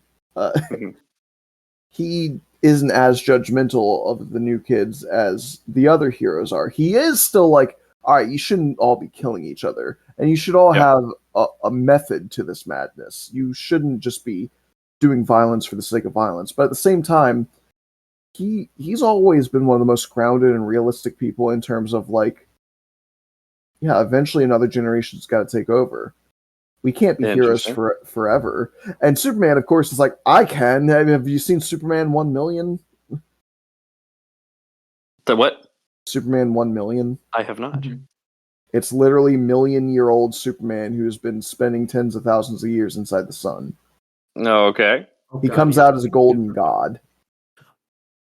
Sure. Oh, wait. I think I've seen pictures of him. Yes. I'm sure you probably have. He, like, takes a couple of rings, a Green Lantern ring, a Blue Lantern ring, something like that, and he, like, takes power from another superhero, I can't remember, and basically he's, like, he's the ultimate Superman, and it's stupid how powerful he is. If people want to argue about that Superman fighting Goku, sure, I think there's a discussion to be had. I'm sorry, normal Superman's getting clapped. He's getting his cheeks eviscerated by Goku. I'm sorry. But it's not about Superman or Goku. Today it's about Batman. So,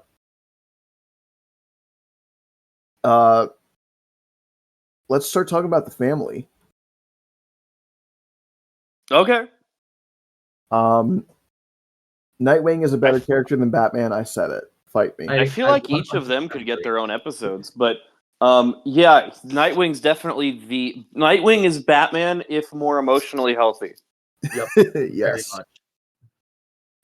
Yes, these characters could definitely get their own episodes, and my plan is to do a Robin episode. Good. But they're too integral to the character to not bring them up. So yeah, I want to talk about them at least a little bit here. So, okay, my truest hope for the sequel to the 2022 The Batman movie, I want a Robin that, and keep with me on this, is a child. Yeah. Oh, crazy fucking idea. I know, but we've literally never had that. Yeah. In live action. That would be nice. He's always been a grown-ass fucking man. He's either been Chris O'Donnell or Joseph Gordon-Levitt. Like, I don't want that. I want him to be a fucking kid. And that's the whole point of his being a kid. Yeah, like Okay, so let's get this out of the way. So there's a couple different interpretations of why Robin is the way he is. Some say it's just to be the right balance, right? Batman is the dark and serious and edgy one, and Robin is the colorful and lighthearted one, and they make a great duo, just like on a narrative level.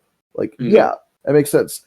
Then there was the much darker interpretation, which I think Jason Todd actually brought up at one point. I think he goes, why do you make your sidekick wear bright colors? Why do you make him so acrobatic? Why do you make him so loudmouthed? It's obvious. Robin is meant to be the target of bullets while you come in and attack enemies from behind. Your whole thing is stealth and misdirection.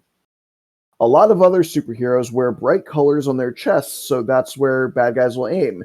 You hide in the shadows and let your colors prance around in the form of a fucking child so that their lives are in danger, you sick bastard. And do I agree with that interpretation? Maybe on some level without realizing it. Like one of the darker aspects of Batman's mentality might have could be done that, but I don't think he would ever consciously do that. He loves these kids. They're his children. He literally adopts them. Yeah. So no, I don't agree with, and it's, again, if anybody said that, it was Jason Todd, who, let's be real, is not Bruce Wayne's biggest fan. He is not a good faith interpretation of Batman to be listening to. But I do think there is something to be said about because whether we like it or not, that often is kind of the dynamic they take in battle. A lot of times Robin is there soaking up a lot of the attention, and Batman's delivering the finishing blows. And it's not to say Batman doesn't get on the front lines. Hell, a lot of times he tells Robin to stay back and stay out of the way, but that's also fighting a losing battle. You know Robin's going to be like, no, fuck you, Bruce, I'm getting in there. Wahoo! Pow! Yeah. And again, depending on who the Robin is, they're going to be more or less gung-ho about that sort of thing. So Dick Grayson is one of God's greatest gifts to humanity.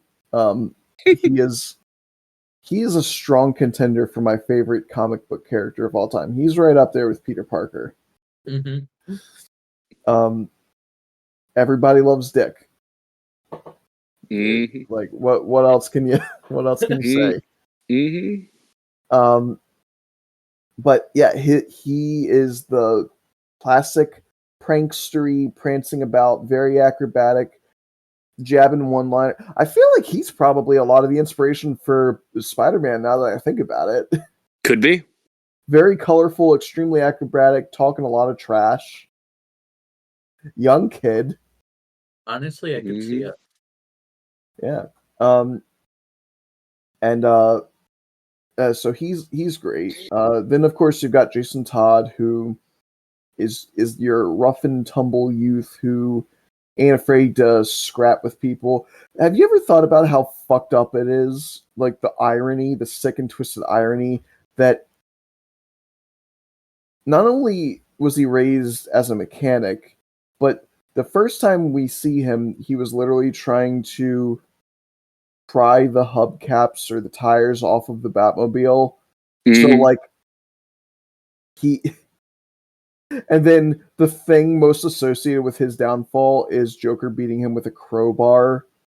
Oh, that's so fucked up. A tool of mechanics that is and interesting. thieves. That's an interesting point. That had to have been done on purpose.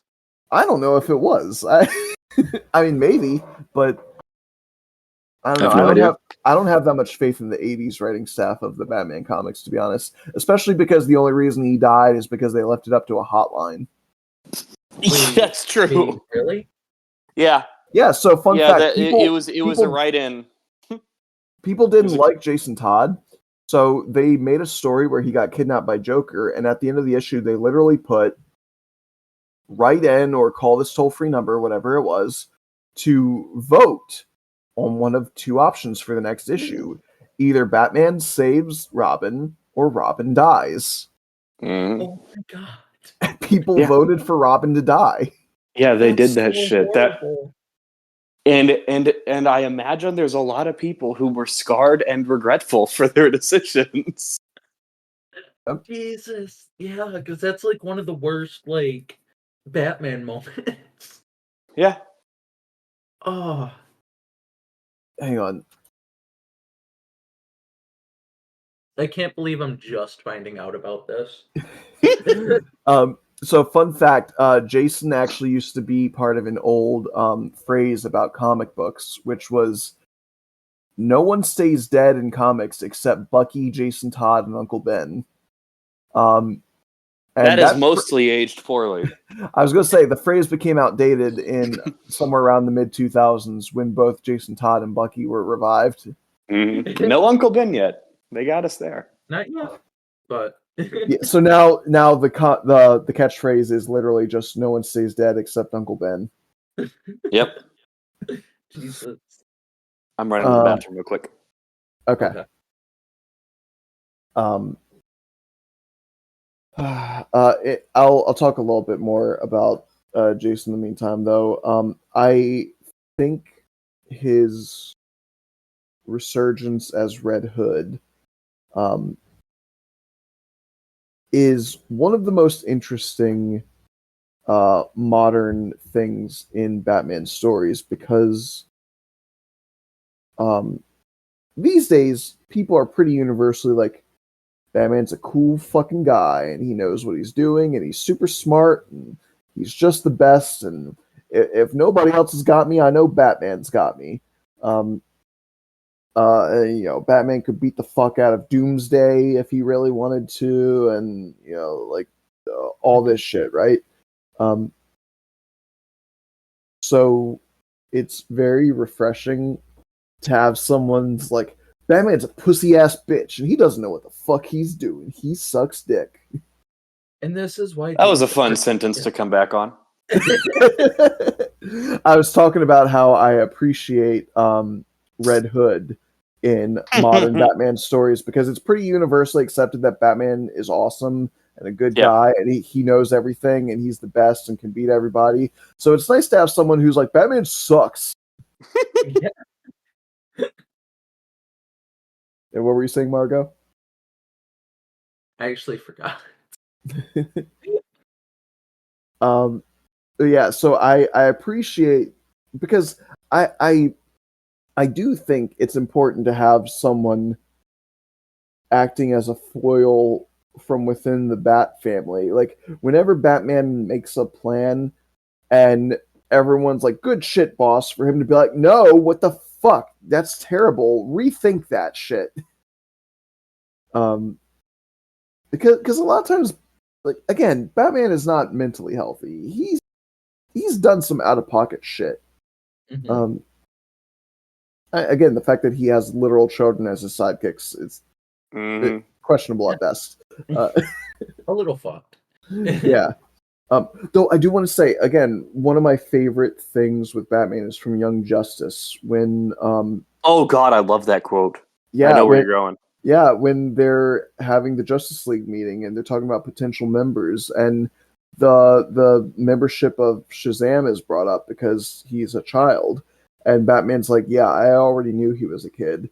And Wonder Woman tries to grill him, and she's like, I guess it's not surprising given that you indoctrinated Robin at the ripe old age of 9.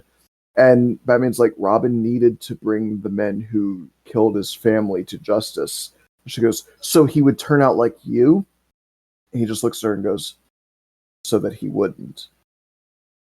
And what's great is that if you've seen Batman Begins, that's a great point to make, is that he was about to murder somebody in a courtroom because he never got the chance to get justice for his parents when he was a kid.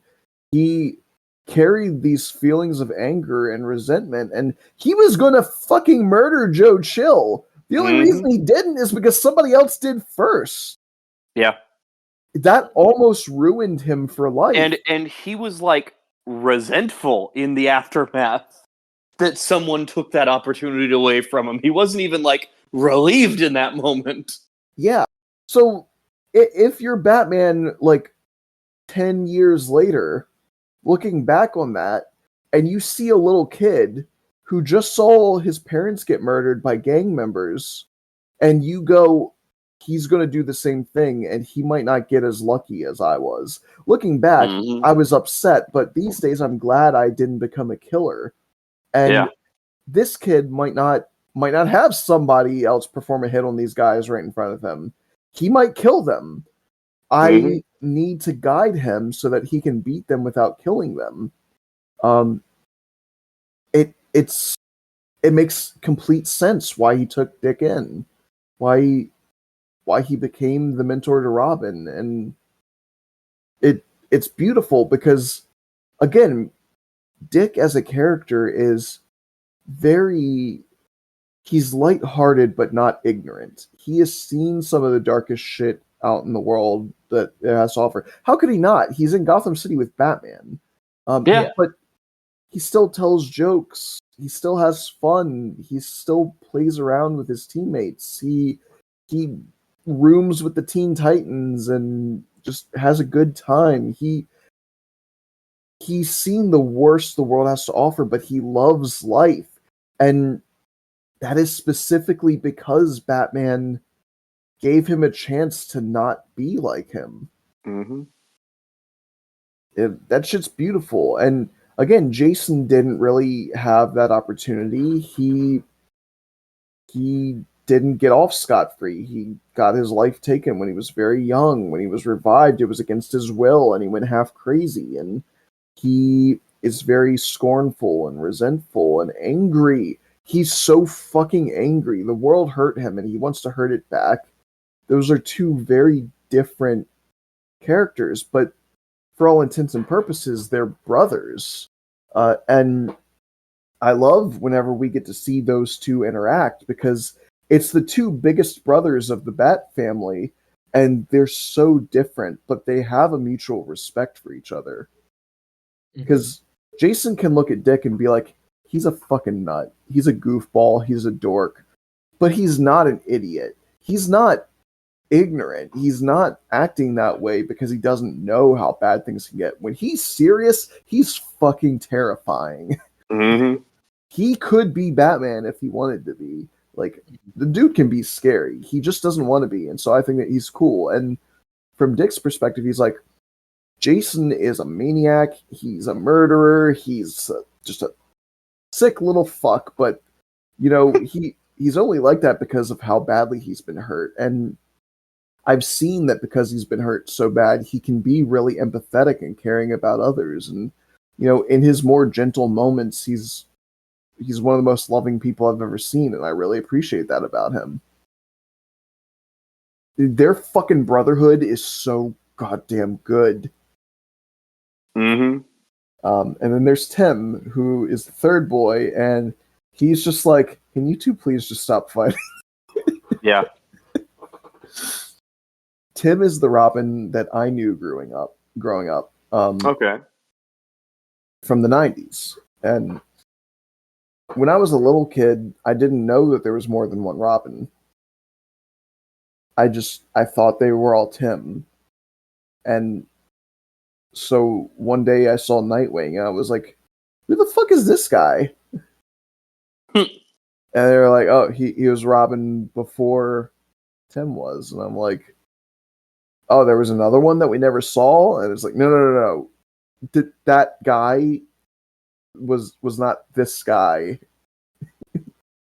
Yeah. Like, huh? Oh, what?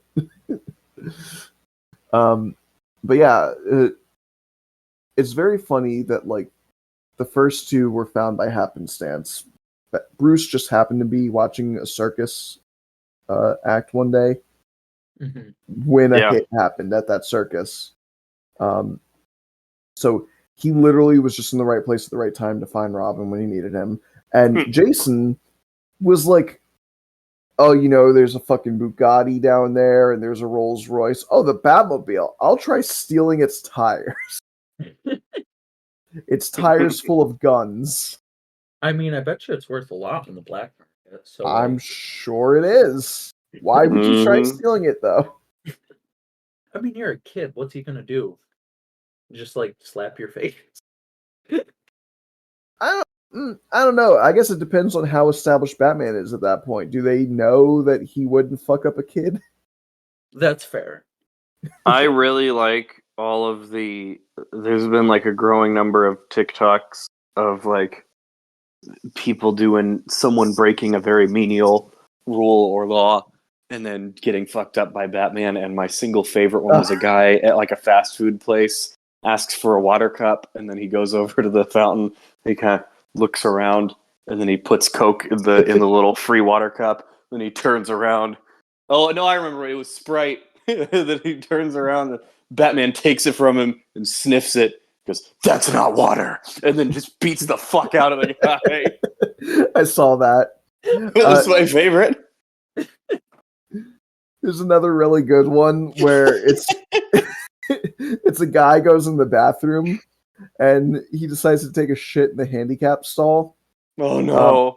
And the door opens and you see a wheelchair rolling up, and the guy's like glancing down at the bottom of the stall of like the wheelchair, and it stops right in front of the stall, and you're hearing like the Batman music, and the guy like starts sweating, and the door opens up and it's Batman in a wheelchair. Oh my god! And he's just like, he's just like, I can't remember what, like, either like, can you walk or do you have a wheelchair or something like that? And the guy's just like, no.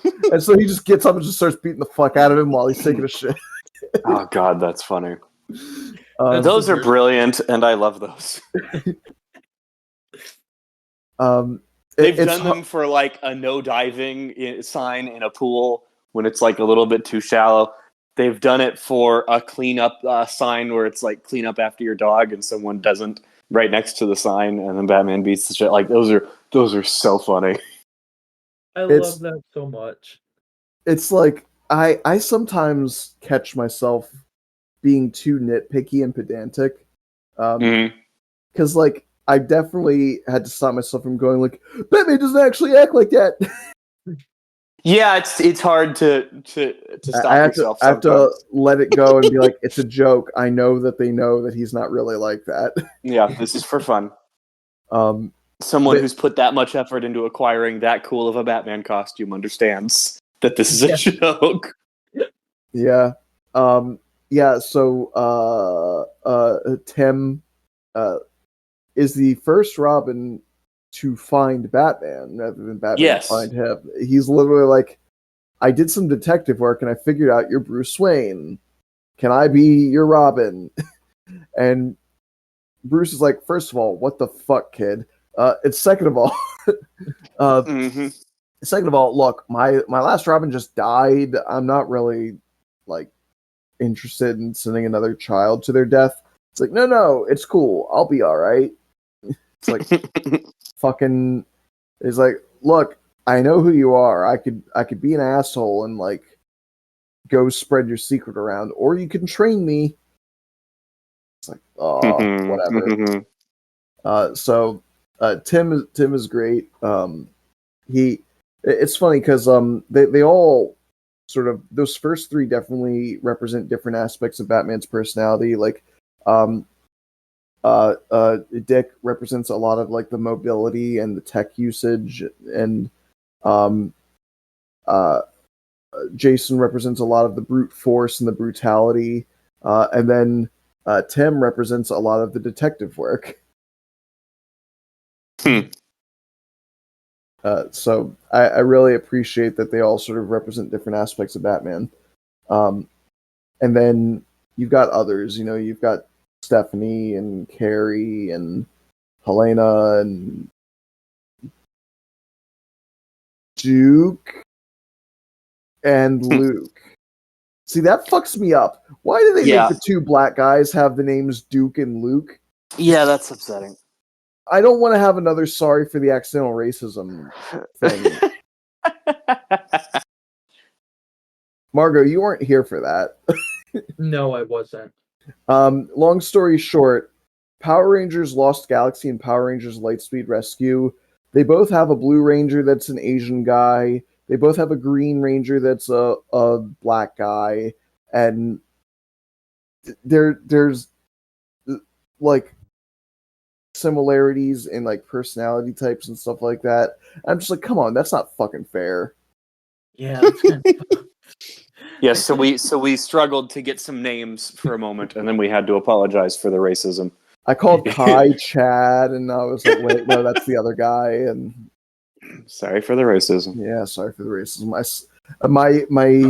I don't know if you saw my episode description of the last episode was Blue screams a lot about hair dryers and sorry for the racism. And sorry for the racism. I love that. That's amazing. Oh man, what the fuck am I gonna make this episode description? It's probably gonna be like some I am vengeance, I am the night or some shit. Oh, I was just gonna have it be like, yeah. That's it. Period. just the title is Batman, all caps, and then yeah, that's it. Period. Make it I am Batman. Yeah. I am vengeance. I am the night. I am Batman. Descriptions are a coward's tool. We will not use them. Don't forget to vote which one of us gets killed off for next episode. Oh yeah, yeah. Yeah, make that the description. You know what? That's pretty funny. I like that. Yeah, I think I'm gonna do that one. Oh, that's so good. I love that. Yeah. So, now I saved this one for last. Damian Wayne. All right. Here we go. This little shit. It's time for Blue's hot take. Oh no. Corner. Oh no. I'm braced. I'm ready. Damien fucking sucks. I hate him so goddamn much. What a little piece of shit. He adds next to nothing to the fuck. What? Well, because he's his biological child, I'm supposed to care more about that rather than the fact that Bruce literally adopted like a baker's dozen of other children. No, him being genetically related to Bruce Wayne shouldn't mean shit. Bruce Wayne isn't a fucking monster of a man like he is because of genetics. He's that way because of training. What? Oh, because he got his splooge and some girl, like, oh, that's going to make a super baby. No, the fuck it isn't. God damn it. And he's so fucking pretentious. And like, yeah, Amanda Waller. That's different. That's different. We like Terry. Look, it's not going to make a super baby. But she was also genetically modifying him. Yeah, they were doing a thing. I don't think it was exclusively. I don't think it was just although Bruce Wayne's based on what she described, that's all they did. But I'm assuming there was more to it. I'm assuming there was more to it. It's Cadmus. Yeah. There's no way they can hold onto a vial of jizz and then not fuck with it a little bit. It's like, yeah, Damien's a shit. You know, like this jizz, I'm sure will be perfectly effective, but can we add laser eye DNA into it? Oh, that would be pretty fun. I do like stories with Damien in it. I don't like Damien personally. You know what I mean?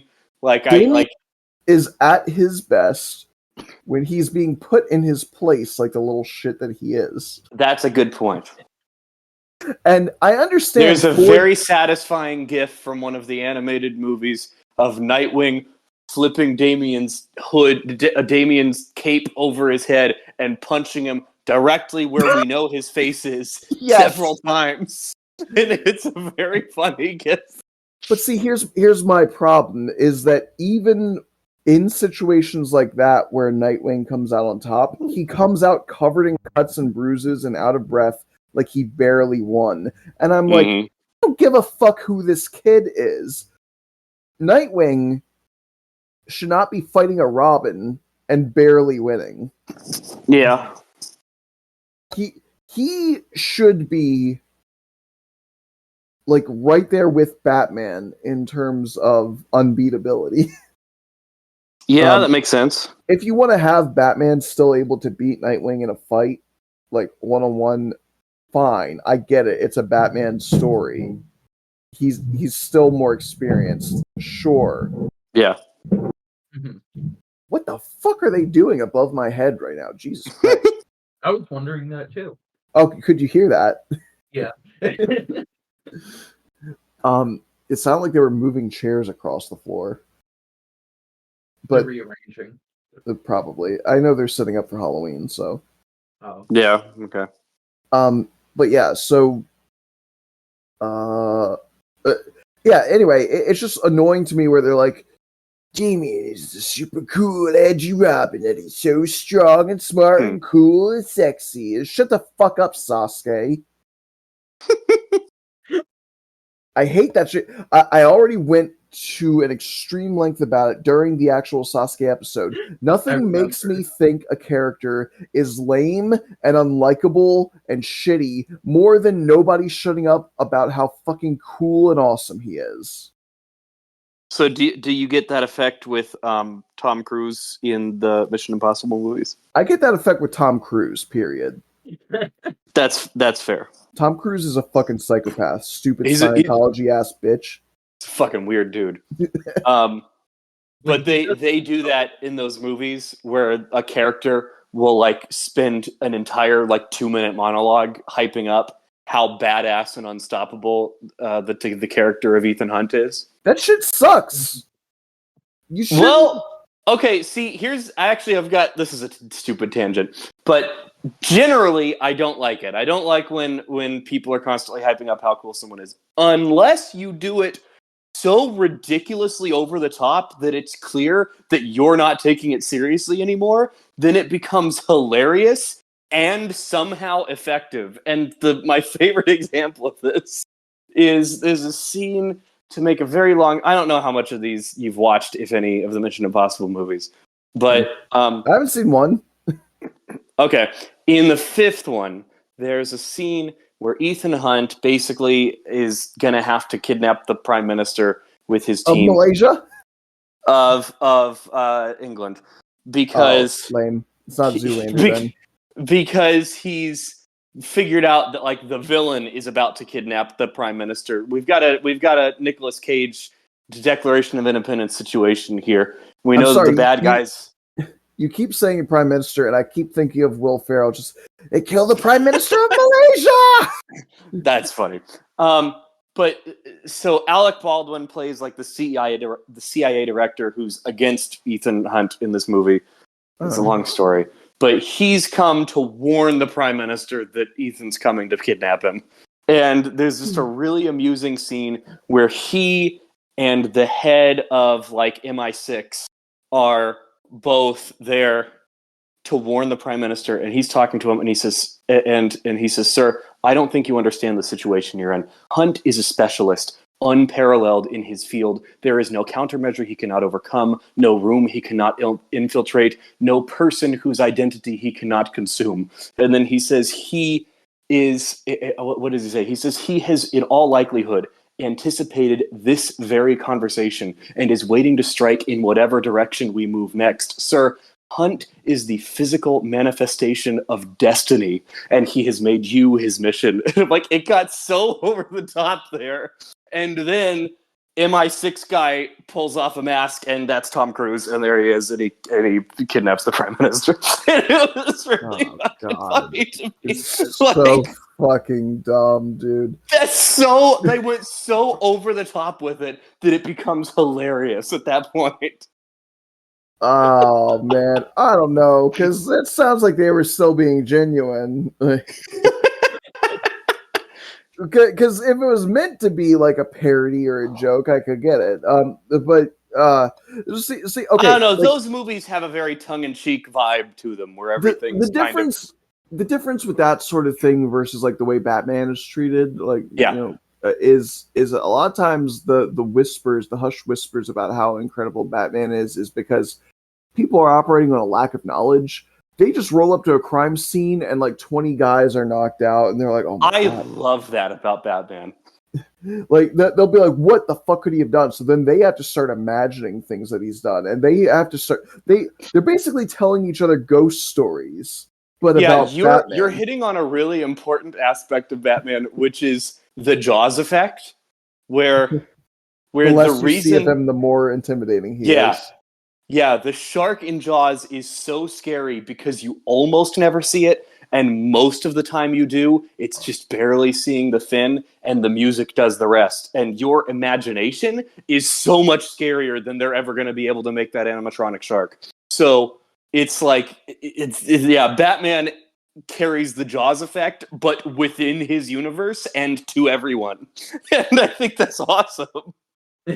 It's, I mean, yeah, it's accurate. Sorry, I definitely just found Sora from Kingdom Hearts has a form in Monsters Inc. world where he gets a monster form and he kind of looks like, the best way I can describe it is a Hot Topic bipedal kitty. Okay. And there's a scene where a guy named Vanitas is threatening him with a keyblade and telling him to give him Ventus's heart, which is inside of him. And somebody made the knife cat image Oh my god. out of it. I'll share it in memes real quick. You guys can see what I'm talking about. I just saw it and I'm like, it's now occupying my thoughts. I'm sorry, I had to say something about it. Hang on, I'm trying to get there. Oh, okay. Yep. That's what that is. Yeah. Anyway, I agree. The spookiest Batman is early in his career when he was barely ever seen. Again, it ties back to what I was talking about with Gotham Knight, where these kids had to fill in the blanks in their own knowledge about what Batman is, and one was like, I think he's a fucking robot from outer space. And the other's like, come on, man, isn't that a little far-fetched? He's like, dude, he shoots out impossible lengths of carbon fiber wire and flies through the sky and has an endless supply of like shuriken and shit. Like they do little bits of that a couple times in the animated series as well. There's an episode POV where basically... Is it the poker one? No. There's an episode called POV where an event has happened down at the docks, and there's some discrepancies. So all of the cops that were there are being interviewed by IA because they think someone did something wrong. They're not sure what. So each of them have a different perspective on the events. And there's this one cop they interview who's saying, I saw one of the suspects getting away, so I tried to chase after him, but one of them got the drop on me and I was on the ground. And then Batman showed up and he pointed his fingers at the car and it suddenly skidded to a stop. And we can see that Batman just threw the little tiny pointy things that puncture the tire, but he just pointed at it. Do you mean caltrops? Yeah. He says he just pointed at it because it's dark and he can't see what he did. And then he goes, then he grabbed one of them and flew away. And we can see that he was just grappling, but it's dark. I'm like, I can't see what's going on. So he thinks this supernatural event just occurred. And I love that stuff.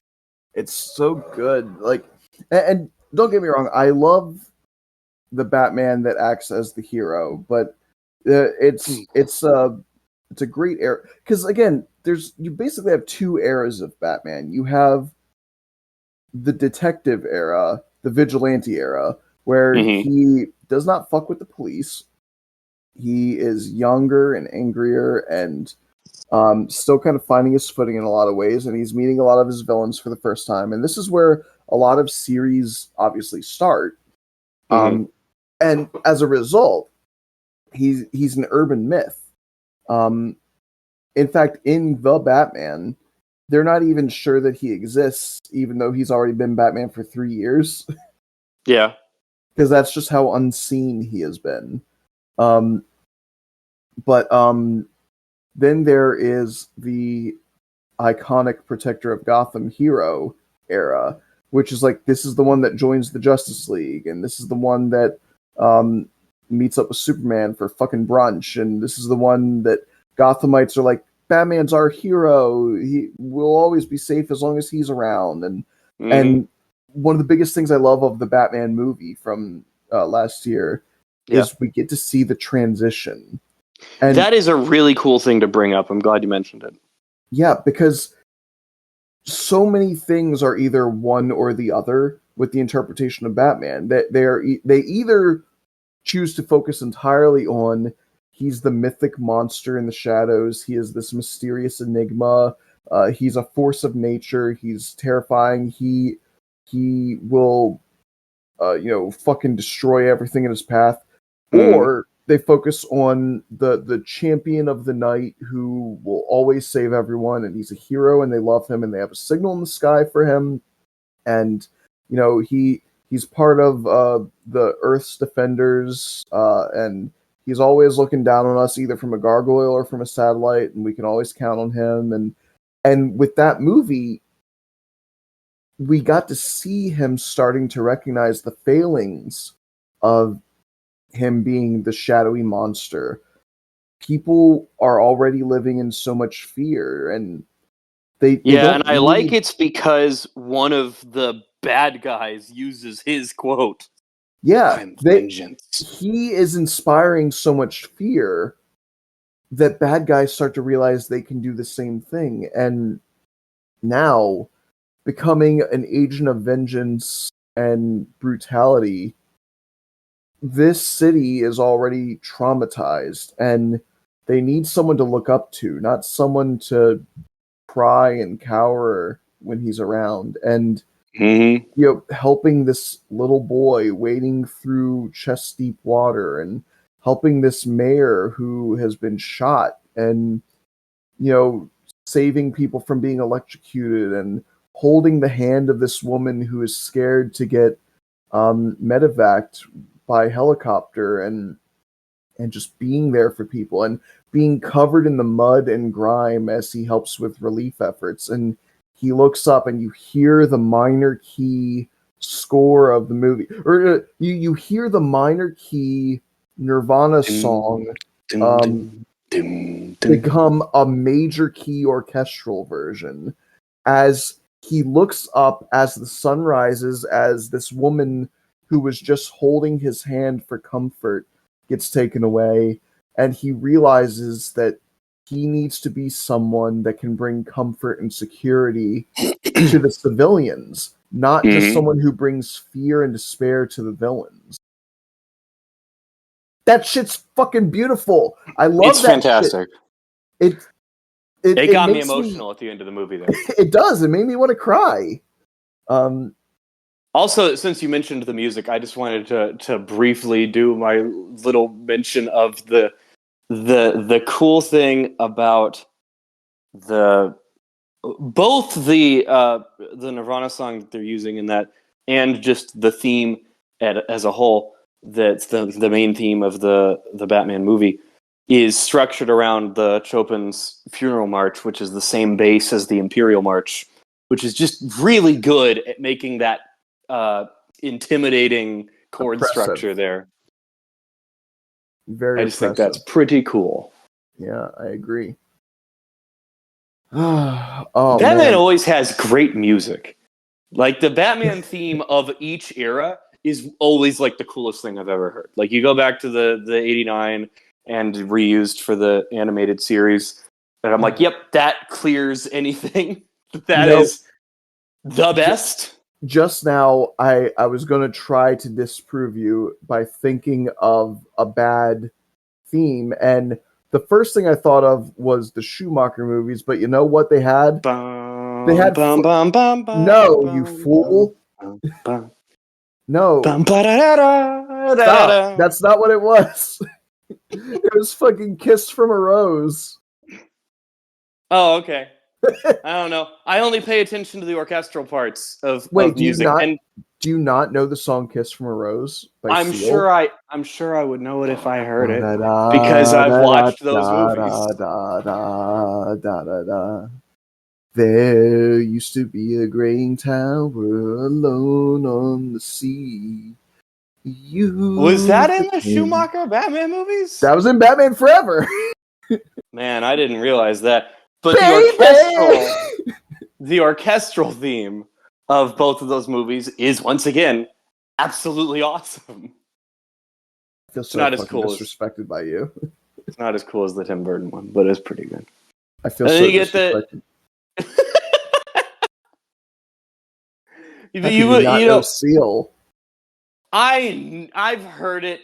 Especially when you got to the baby part. I compare you to a kiss from a rose. I'm not a singer. Yeah.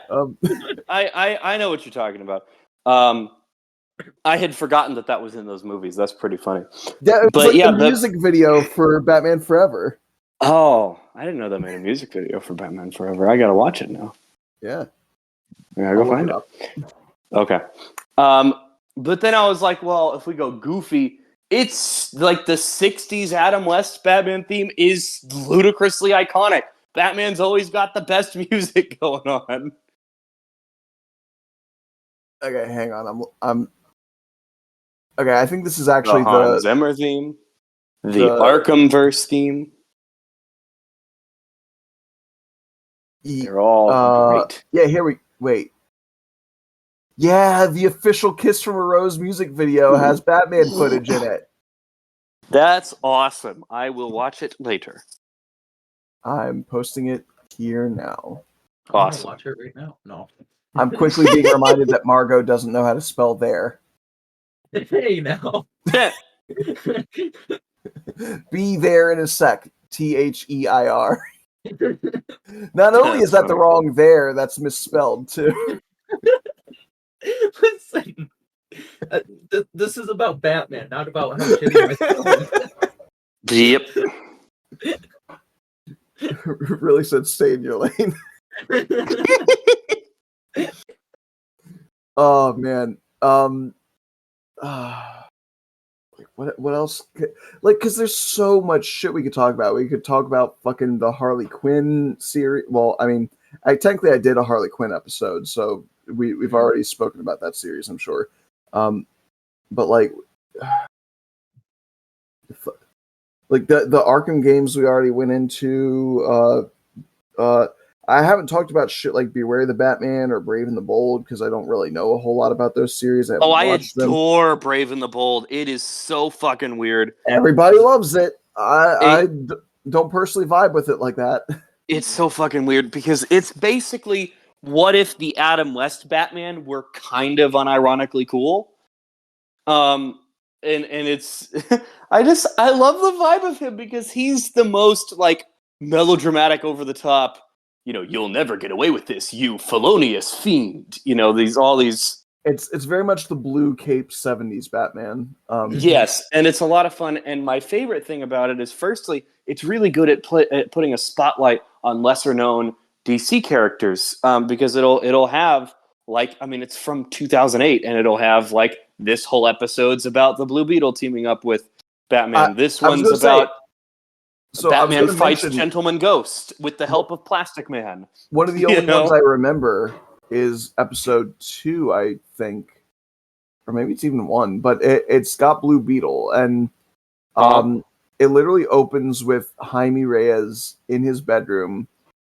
I remember that. Debating with his friend. He's like, okay, Batman versus Superman, no holds barred fight. Batman has no kryptonite. Who wins? And his friend is like, I think Superman would win. And Jaime's like, wrong.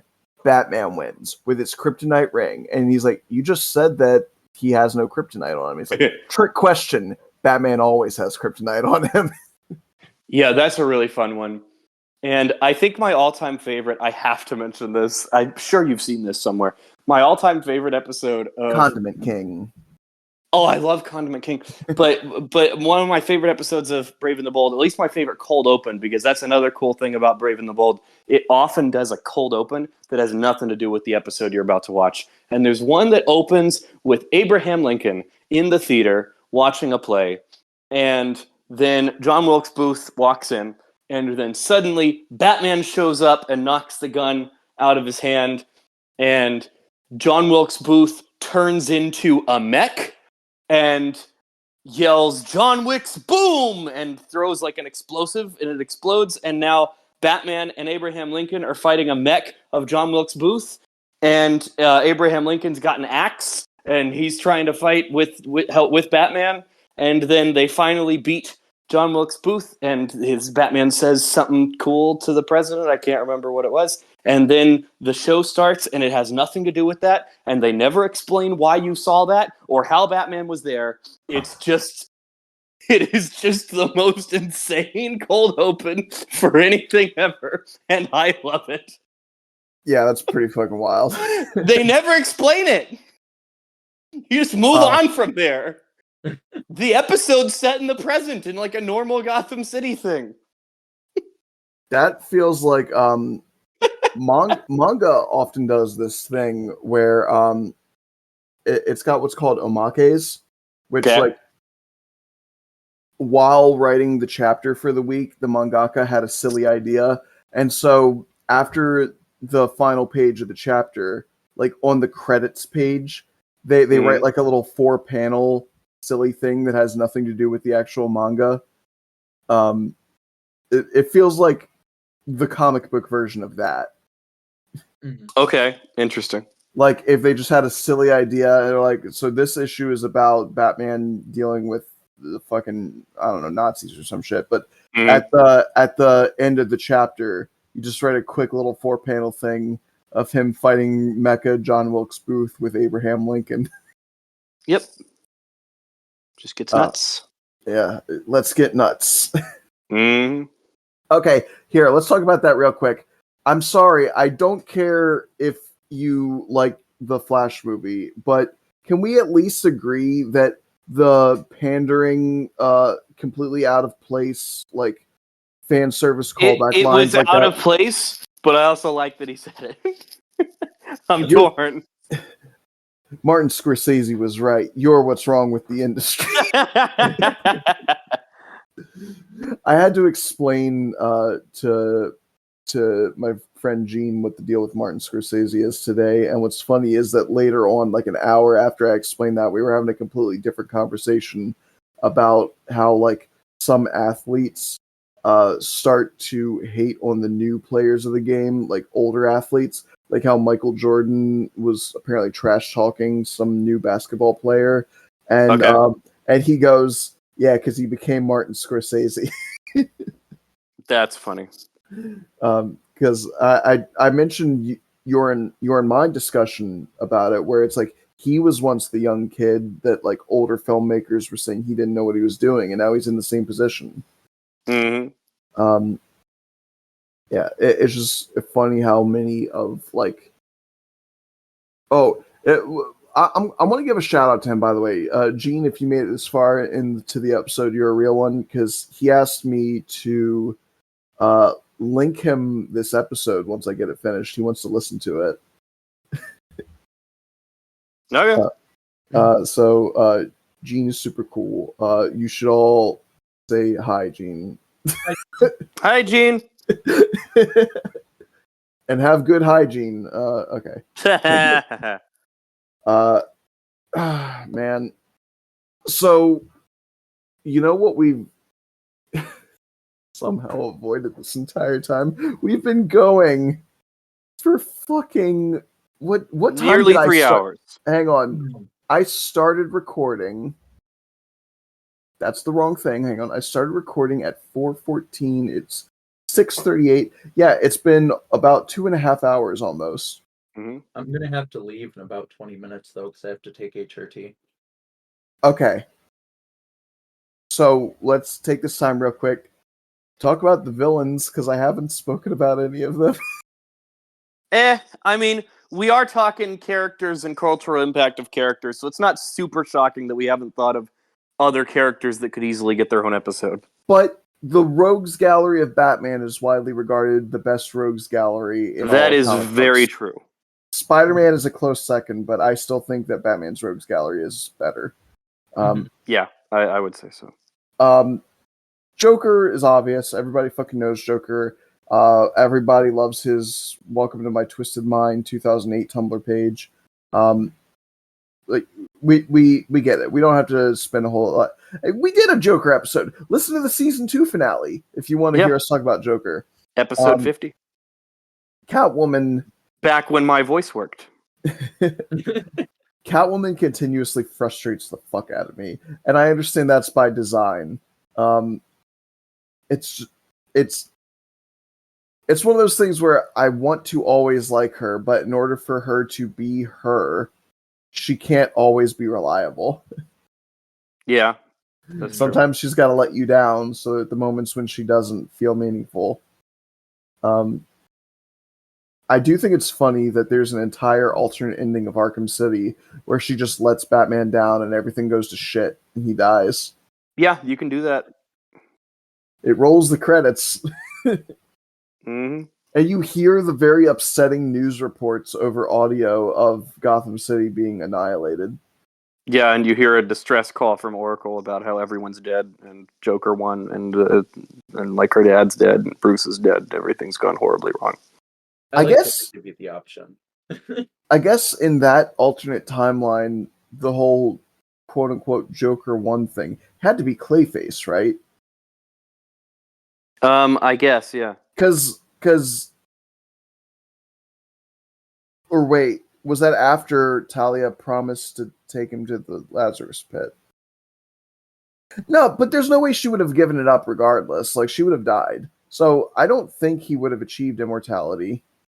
I don't know. She did take him to the Monarch Theater. I don't know, man. Look, the point is, like, Catwoman can let you down pretty easily. Mr. Freeze is one of the greatest sympathetic villains in all of fiction. I love him. Like, I root for him so often. I don't think there's been many instances where I've actively, like, prayed for his downfall. I've always been like, hey, I want you to get this money. Maybe don't kill people, though. Like, yeah. The closest I've ever gotten to just outright being like, fuck this guy, is actually from the Batman cartoon, which is very funny, because I feel like the Batman cartoon had so many amazing interpretations of characters, but ironically, it made Mr. Freeze worse by making him less sympathetic. He's just an asshole that's out to get money in that one. It's not to save his wife. That's not as fun. Yeah. One of my favorite twists on Freeze, and most disturbing, was the New 52, where in the New 52, the what? Where he's not actually married to her, he's a stalker. Yeah, he's like, he doesn't know the lady that's frozen. He's just convinced he loves her. He's never met her. It's a parasocial relationship. Yeah, she's like a test subject that he's been hired to work on to try to find a cure for this person who was frozen before he got there. And he's just decided he loves this person, and now he's completely deranged. I need to read this because this is the first I'm hearing of this. That's a real messed up version. New 52 was so needlessly deranged in so many ways. It's got some weird shit. You know what New 52 was like? Mm. New 52 was like DC's answer to the Ultimates. Yeah, I guess that's fair. Where they were like, let's make these brother and sister fuck. Let's make Hulk kill Wasp by accident by like smacking her or whatever. They were like, yeah, let's have Joker cut off his face. Mm. and like shit like that. I'm just like, fucking... You guys are like 20 years too... you guys are like 15 years too late. For that whole ride. Okay, so some other Penguin is just the most unlikable little shit. In whatever iteration, he's always the most. You just hate him in every single iteration. So I brought up the Telltale games earlier, and in the first Telltale game, he is an old childhood friend of Bruce's, and he just straight up betrays him, like in the most unsympathetic and heartless way. And it's just like, what a fucking bastard! I'm gonna ruin your life. That's gonna be my goal for this game, is to just completely ruin the Penguin. Which is very funny because you're out to absolutely ruin the Penguin, but then you get to Joker, Batman's #1 arch nemesis, and you're like, oh, but he's just a little guy. I feel bad for him. Maybe we should let him gas a few people, just a few. as a little treat. That's a little Yeah. treat. I love it. You guys don't understand. Do you know what Joker looks like in that game? No, Yeah. I don't. Hang on, I'll show you what he looks like. But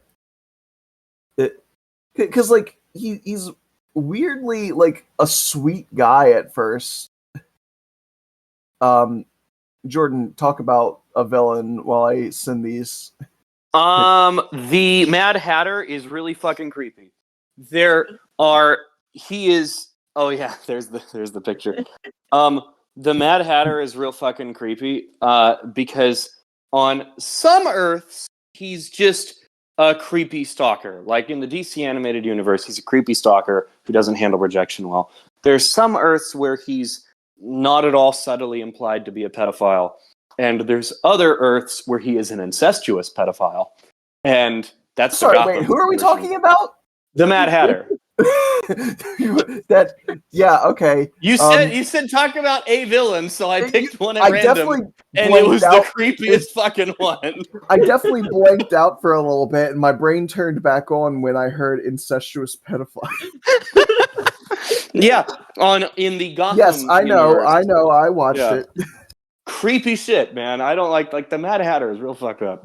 It was shocking to me how much of a focus he got in that season.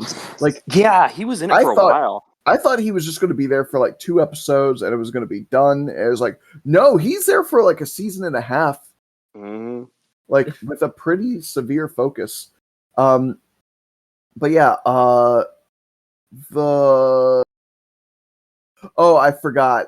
So I'm sending one more image because again, in this version, you can actually end it where he becomes Joker, but he becomes a vigilante on the side of Batman, which is why his hair is vaguely in the bat symbol there.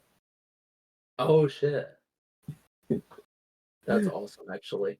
Yeah. Which is also why he's got like the manic smile there, but he's striking like the hero pose 2 pictures up. Mm-hmm. He's like, da, da, da, da, I'm here to help. Plus with the black eyeliner stuff. Yeah. With the black face paint, I mean. Yeah, exactly. It's great. It's such an interesting version of those characters. I really do recommend if you ever get the chance to play the Telltale games, you should. They're underrated because when people talk about video games, they're always talking about the fucking Arkham games, and like valid, but those are also amazing. Yeah, Mad Hatter's fucked up. They love their Alice in Wonderland villains. They got Tweedledee, Tweedledum, and I'm forgetting someone. There's another one. I don't remember. Fuck me. All right, I'm googling it. Margot, talk about another villain.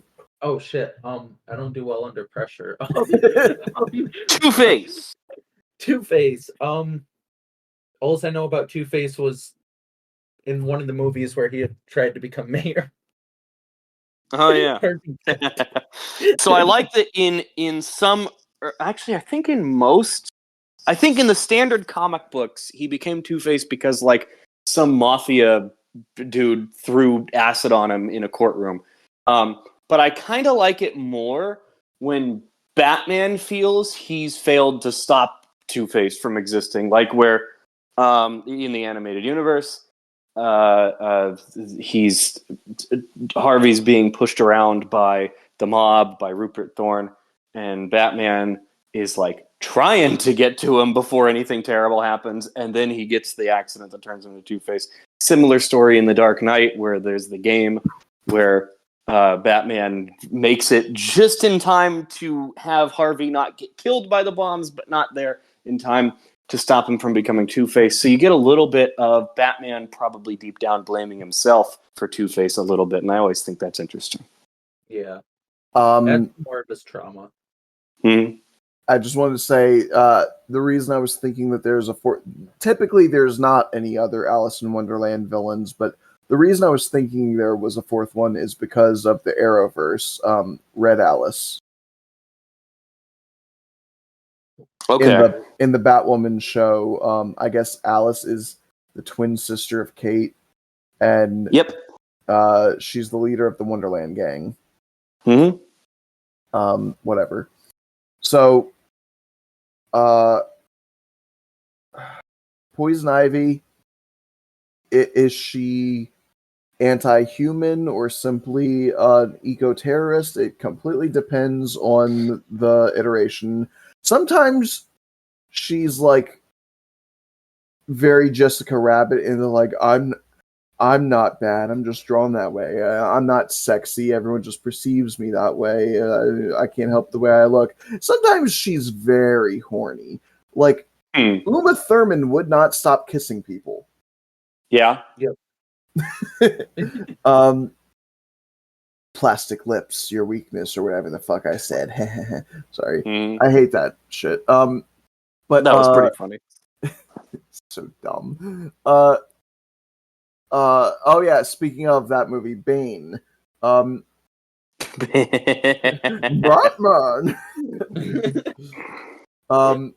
The voice is fucking dumb, but I think it's done best when they're making fun of it in the Harley Quinn show. That shit is so funny. Where I'm going to blow up Gotham National Park. I'm gonna blow up Gotham Stadium. Yeah, that's it. and where at some point he's like bought a bunch of explosives. Oh, these ones don't work. I need to exchange them. And the cashier is like, "Oh, you want to speak with Jared, but he's out today." He goes, "Oh, I'm gonna blow up Jared." It's so good. Just him being a bomb-happy, weird-talking dude because of the fucking Dark Knight Returns. Or Dark Knight Rises. And it's so funny because it's so far from anything resembling actual Bane. They just took the Dark Knight Rises as like the main pop culture appearance of the character and ran then with made him look and like the comic book version. Yeah. Yeah, he acts like the movie version. Because he is usually, firstly, Hispanic, and secondly, quite frightening and like really intelligent and really dangerous. And so I really like that. I keep hearing that he's super intelligent and he's clever on a level that's rivaling Batman. And I'm sorry, even in iterations where they try and go that route, I never see it. Well, they have him figure out his identity in the Arkhamverse, and then they have him fuck up his brain with an experimental version of Venom and basically turn into the mindless brute that a lot of versions play him to be, which I thought was pretty clever. Was that from Arkham Origins? Yeah, they have Origins where he's like actually real smart and real dangerous, and then he fries his brain with an experimental serum. I'm gonna be real. I only played that game once, and my entire memory of Bane is centered around the god-awful final quote-unquote boss battle, which is not a boss battle. It's just to sneak up on him a bunch of times. It's a sneaky deek segment. That's all it is. How fucking anticlimactic. Because, like, the thing... when they did it with Mr. Freeze... First of all, the whole point was he kept inventing new countermeasures. Anytime you hit him with a trick, you could not use that trick again. So you had to keep doing different things. And also, it was in the middle of the game. It wasn't the final boss. With that, it was the final boss, and you could just keep doing the same thing over and over again. It fucking sucked. I'm sorry. I know that Arkham Origins has its big lovers out there, and I don't think it's a terrible game all across the board. I think it has a bad fucking ending, though, and I will die on this hill. Mm-hmm.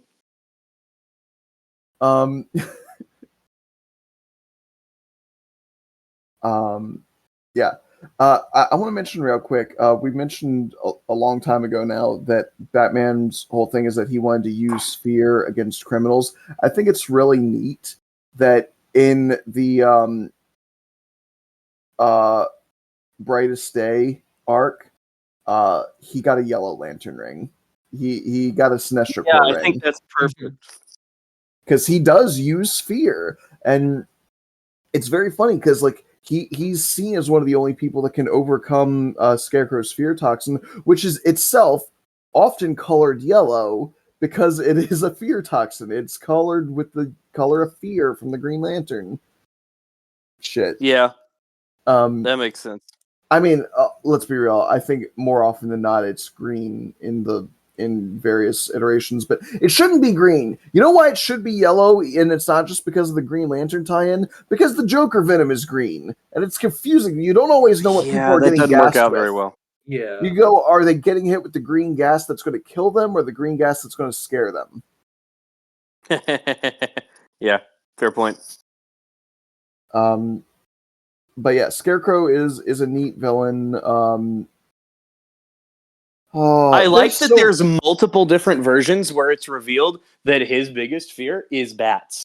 That's always a fun touch. great. Mhm. There's at least 3 Earths where that happens. I really love that the ending of Batman's character in the Arkham series has him reinvent himself as Batman using Scarecrow's fear toxin. That is one of the coolest endings to any Batman story. I really love the Arkhamverse for giving us a beginning, a middle, and an end to Batman's whole thing. I think that's pretty cool. Yeah, I agree. At the end of the day, I think we can start wrapping up for Margot's sake. I think Batman is an unstoppable behemoth of a character. It's completely understandable why they're always making new stuff about him. He can be a cool, edgy tale about hurting the people that hurt you. He can be an extremely hopeful and joyous tale about the indomitable human spirit, and how if you put your mind to something, you can achieve incredible things that others might call impossible.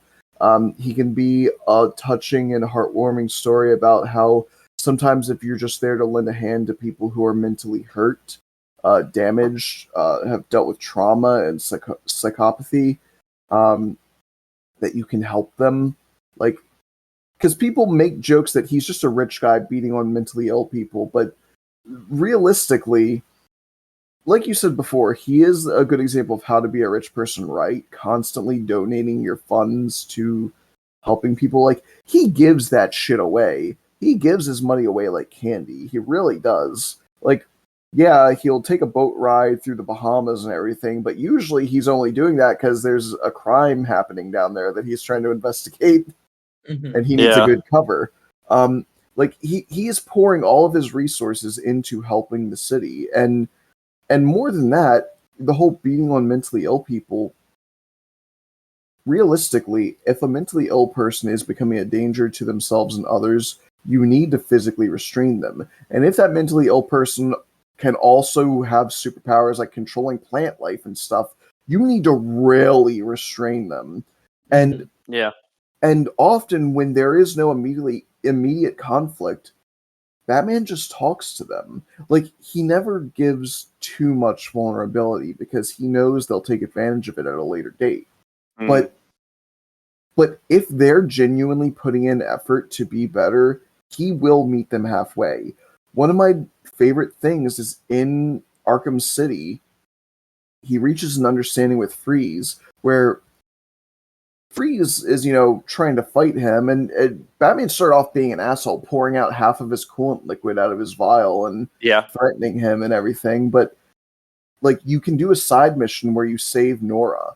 And it's canon that Batman does that side mission in the story. And so Freeze is like, I won't forget this. I won't forget that you did this for me. And so in Arkham Knight, there's a DLC where Freeze wants to fucking just kill a bunch of people, and Batman's like, don't stop. They're like, don't do this. And and it's one of my favorite moments where he says, they told me that they'd give her back in exchange for your head. And he's like pulling the gun. He's like ready to try to kill Batman. And then Batman just there. says, if you trust them, Victor, take your shot. And then Victor just calms down and says, please find her, Batman. It's like he trusts him. It's so vulnerable, and it's so sad and beautiful. I love that. And that's the thing. That's the transition. Again, he was once this figure to be feared, but now even the villains know that if they're truly desperate and endangered, they can trust Batman. Yeah.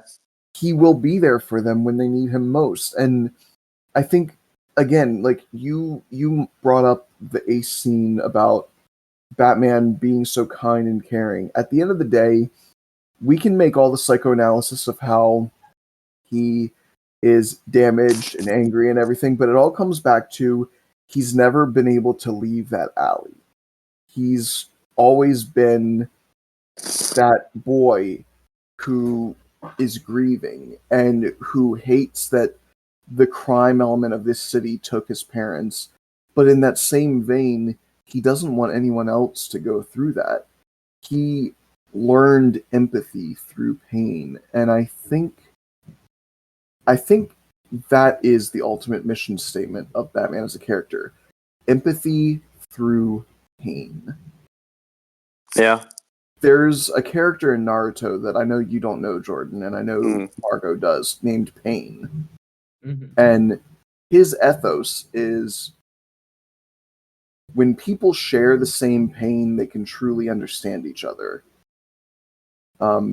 If I bring pain to the world, I can unite the world. And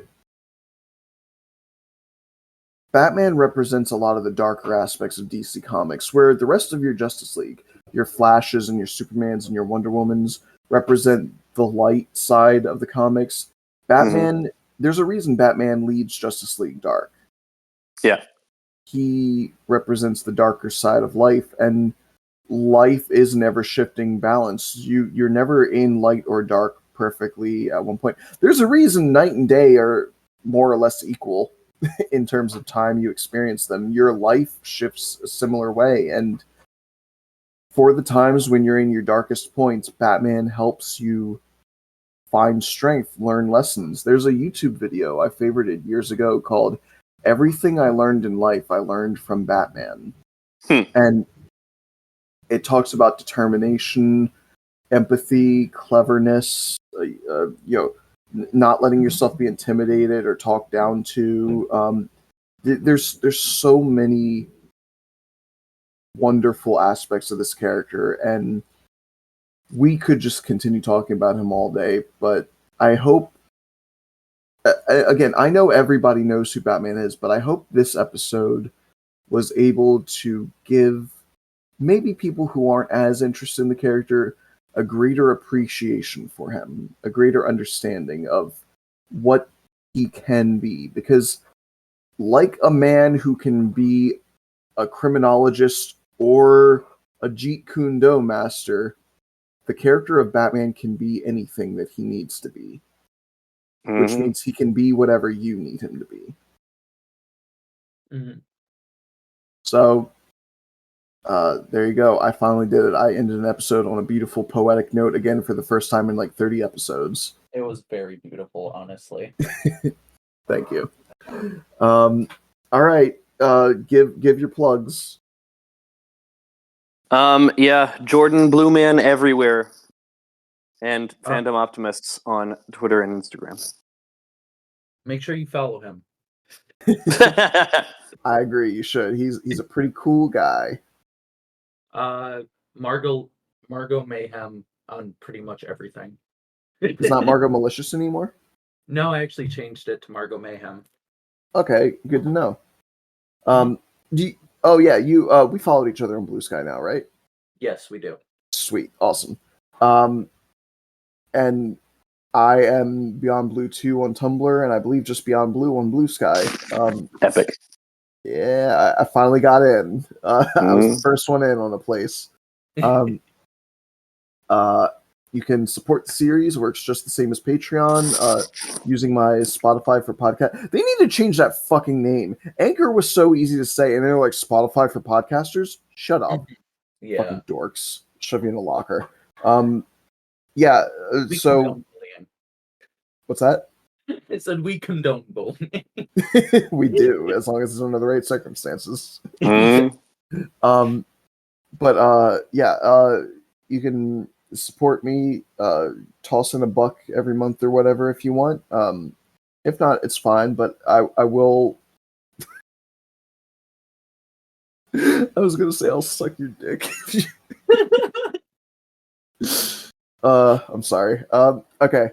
But I'll appreciate it is what I'll do. especially since I'm about to move. I'm going to go through a financial transitional period while getting a new job, so I would greatly appreciate it. Hall of Pods Podcast Network. The link tree is in the description. Okay, so we got a few new things to say this time. So the normal ones I say are Fandom Optimists, the SJW Comic Book Club, True Believers, a comic book podcast. I'm also going to say that the Replica program is a part of this now.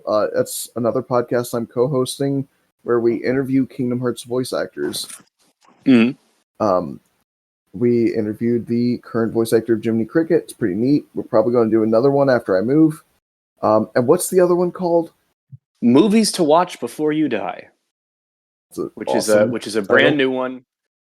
We haven't yet added it to the link tree, but hopefully we will soon because I don't know how to edit it, and whoever does has yet to respond to any of my messages because I forgot who it is, and no one on the group chats will tell me.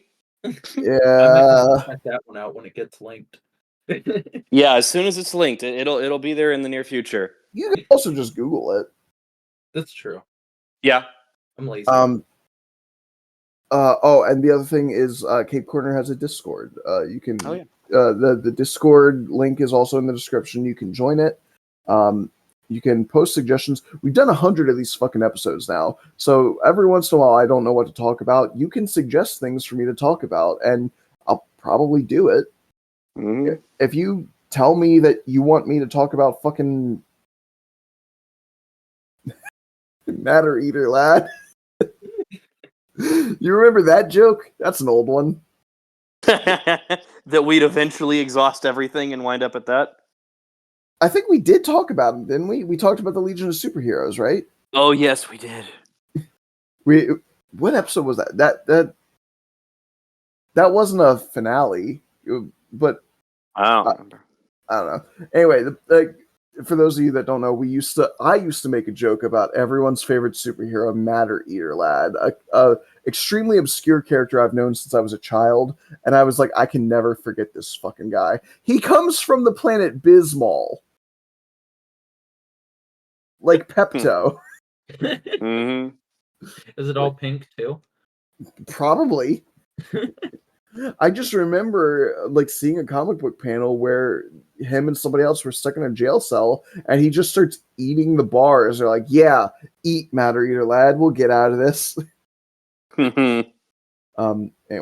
But yeah, if you say, oh shit, we've probably like never done an Invincible episode, have we? Like that'd be neat. Season 2's getting ready to come out. Omni-Man's about to be on Mortal Kombat 1. Oh, sick. I heard about that actually. He does the fucking train thing as a fatality. It's sickening. That's awesome, actually. That was a scene that was so messed up, I had to pause and walk away from it for a while. But let's be honest, if any game was going to do something like that, It's Mortal Kombat, yeah, I know. Yeah. Mm-hmm.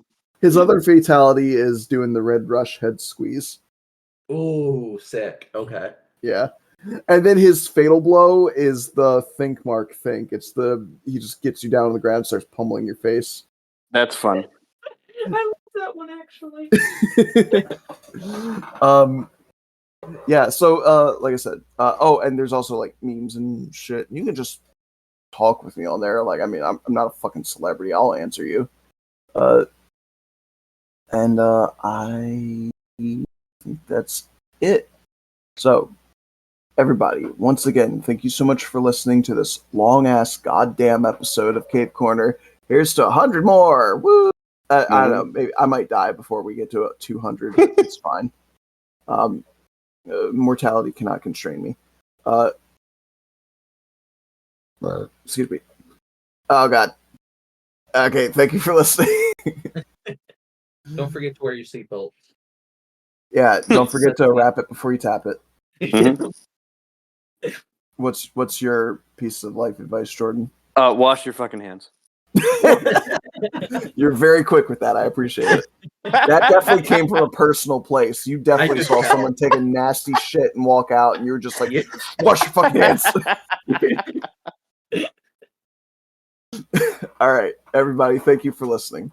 Stay strong, stay true to yourselves, and remember, I'm Batman. I was expecting you guys to also do it, but it's fine. I'm sorry. I'm vengeance. I'm Batman. There you go.